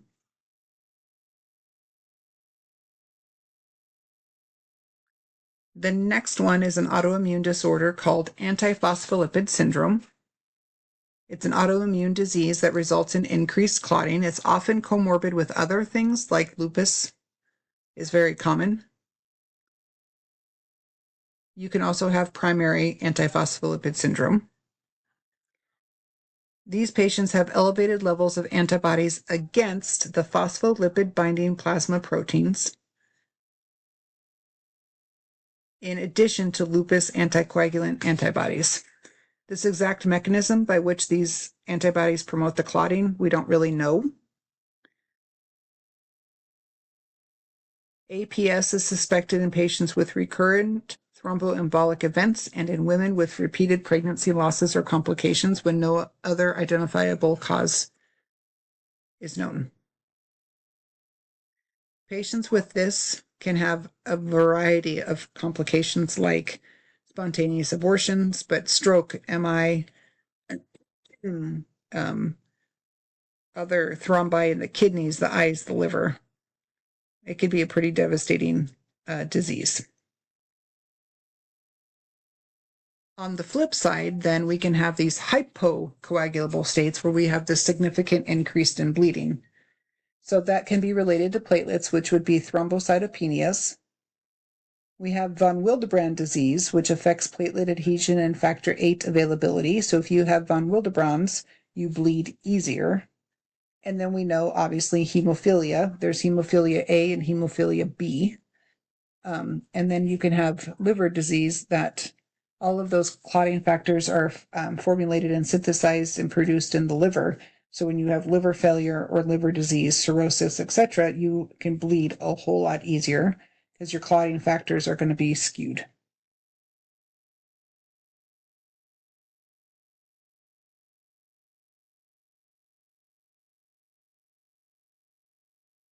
The other thing to talk about then also is heparin-induced thrombocytopenia. This is still something we see in acute care and we have to be on the lookout for. Heparin-induced thrombocytopenia results from the development of the IgG antibodies to platelet membrane complexes of heparin bound to platelet factor IV. The most important thing to understand is that it occurs within 5 days of heparin exposure and can be life-threatening. These antibodies bind to the platelet surface, stimulating platelet activation. And then with that activation, there's an abundant release of procoagulants and consumption of the platelets. Thus, you get a precipitous decline in your platelet count. It may seem counterintuitive that thrombocytopenia is actually increasing your thrombosis risk. But with heparin-induced thrombocytopenia, there's an increased production of thrombin, as well as stimulation of the inflammatory mediators. And that cascade causes that endothelial injury and increases the risk of large vessel, arterial, or venous thrombosis. So even though you see this precipitous decline in their platelets, you continue to give them a different anticoagulant. In other words, you discontinue all of the heparin-based products, and we will use other ones to avoid thrombotic events. After you're diagnosed with HIT, essentially you have to avoid heparin for the rest of your life.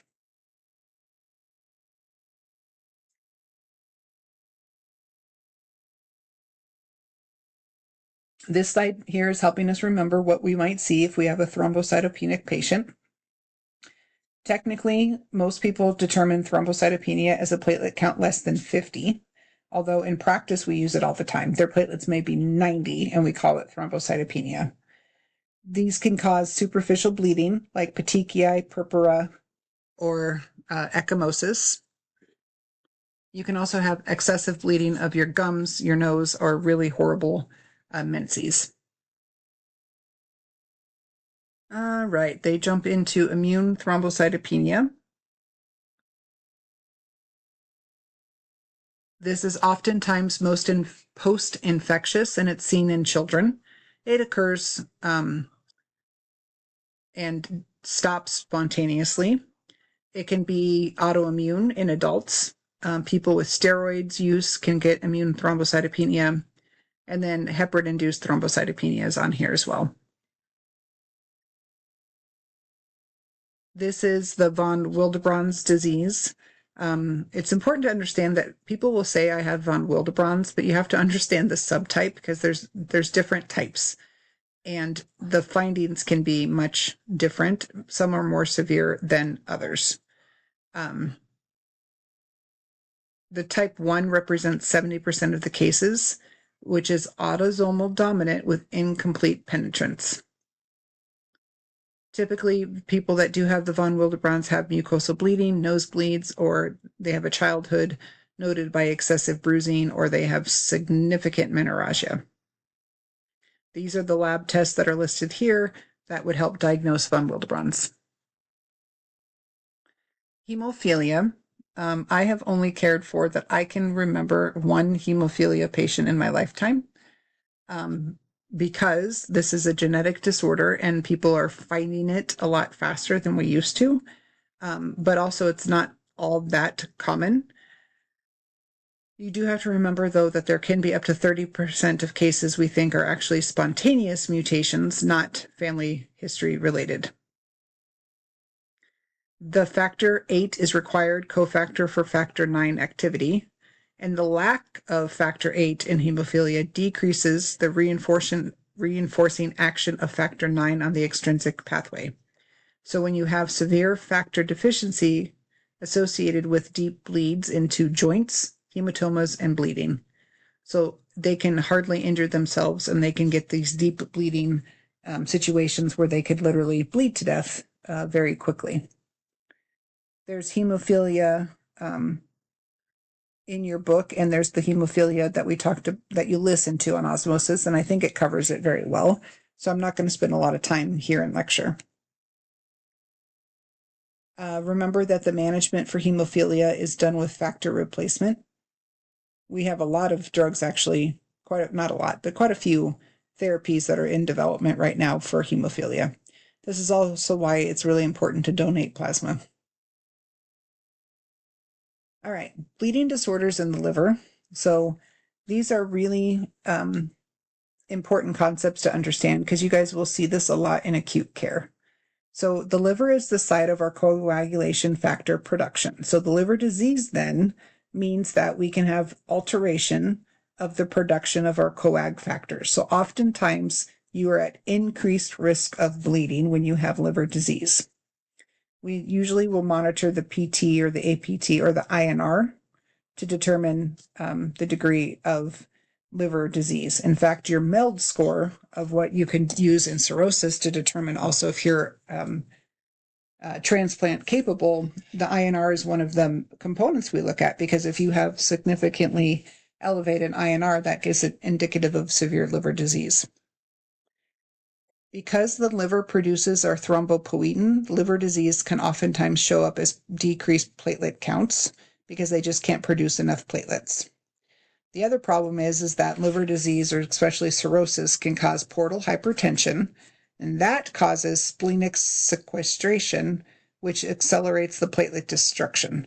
In other words, the portal hypertension causes us to pool our platelets in our spleen, and when that pooling happens, they get destroyed more quickly, leading to thrombocytopenia. The other problem is that because of our liver disease, we have the lack of bile salts, which impairs vitamin K absorption, impairing coagulation factor carboxylation reaction. So oftentimes people with liver disease are not going to be on warfarin, right? Because that was like a double whammy.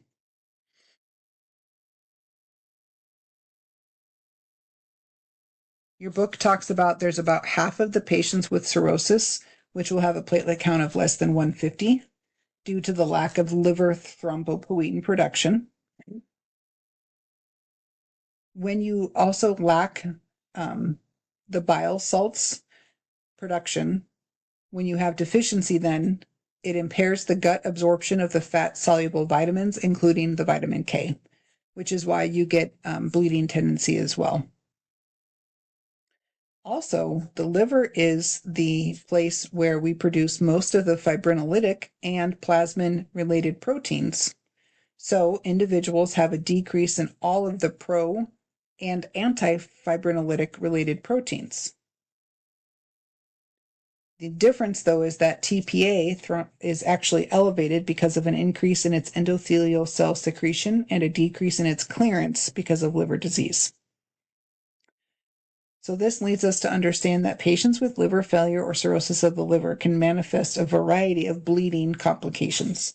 This makes them more prone to GI bleeding, to ulcers, to mucosal bleeding, to heavy periods. If they have peptic ulcer disease, they're probably going to get a GI bleed, those kind of things. When you treat a bleeding issue in a cirrhotic patient, it's really just treating the cause, right? So if you were to have a severe GI bleed, you need to go in and scope and try to fix the problem where it's at. You need to give platelet transfusions if we need to. And you try to manage the disorder based on the cause. So pediatric considerations is listed here. Just kind of read through these. This is very straightforward. We don't spend a ton of time on the pediatric considerations, but they're important to understand. The book does a great job, so go ahead and read through this. I'm not going to spend the time in here. Just read it, listen to it, understand it. There's a lot in the book about the fetal red blood cells and understanding that they have a shorter lifespan, which is why you can have neonatal jaundice right after the baby is born. It is important, this section in here that talks about we have fetal red blood cells that pass to maternal circulation during the second and third trimester. So around the time of delivery, the incidence of the fetal maternal hemorrhage increases, accelerating delivery of fetal red blood cells to the mother. This is a problem because that transmission then can cause alloimmunization of the mother to the fetal antigen inherited from the father. So the most common antigen, which is the RHD protein, was associated with hemolytic disease of the fetus and newborn. And that worsened with successive pregnancies. That is very rare now because we have RhoGAM. So if you have a mother who's Rh negative, we give them the antibodies during pregnancy and right away after delivery. And that helps prevent this alloimmunization, so the mother's subsequent pregnancies are not going to be associated with hemolytic diseases.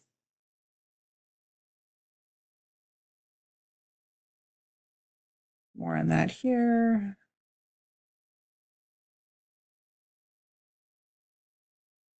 This is one that I would also read through and look at and understand. Maternal nutrient levels will significantly influence the fetus's red blood cell production. So it is incredibly important for good nutrition in pregnancy for the women. Maternal iron deficiency, which is very common in pregnancy, contributes then to fetal iron deficiency. So it is common for infants to be iron deficient. The maternal iron deficiency can increase your risk of a preterm delivery, etc. So pregnant women's iron is something that is managed very closely. And then also remember the reason why lead poisoning was so terrible and why we no longer have lead paint is because it was leading to children eating the paint and getting hemolytic anemia. This is what talks about the hyperbilirubinemia of infancy. There's not a ton of questions we're going to get asked about this, but I want you to have the understanding of why pregnancy and monitoring of the mother is so important, because we're trying to prevent what happens to the baby at birth. This is the review of iron deficiency anemia during childhood or pregnancy. Early on in life, iron deficiency is crucial for brain and body development, and iron deficiency anemia can lead to delayed cognitive and physical development.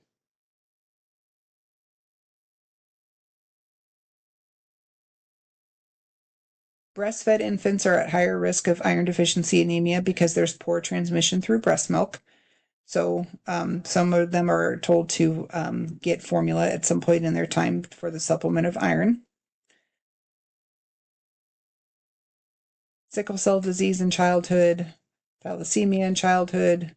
Okay, gerontological considerations. As we get older, we have an increased incidence of anemia. We are more prone to have anemia of chronic kidney disease, anemia of chronic disease, etc. We have decreased functioning of our bone marrow. We tend to be more hypercoagulable as we can age for some.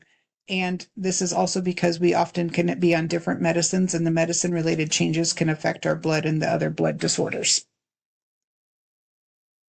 Anemia in older adults, think of iron is often more common than B12 or folate, but we need to think of all of these.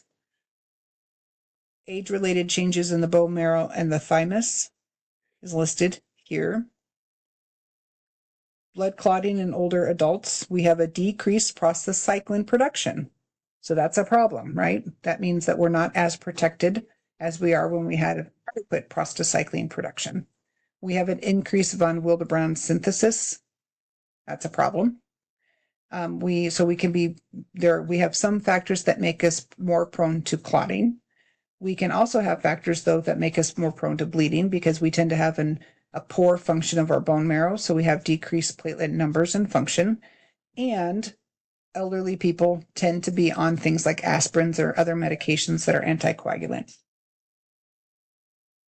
I'll let you guys read through the summary there, and you have made it through chapter 8. Let me know any questions. Thanks.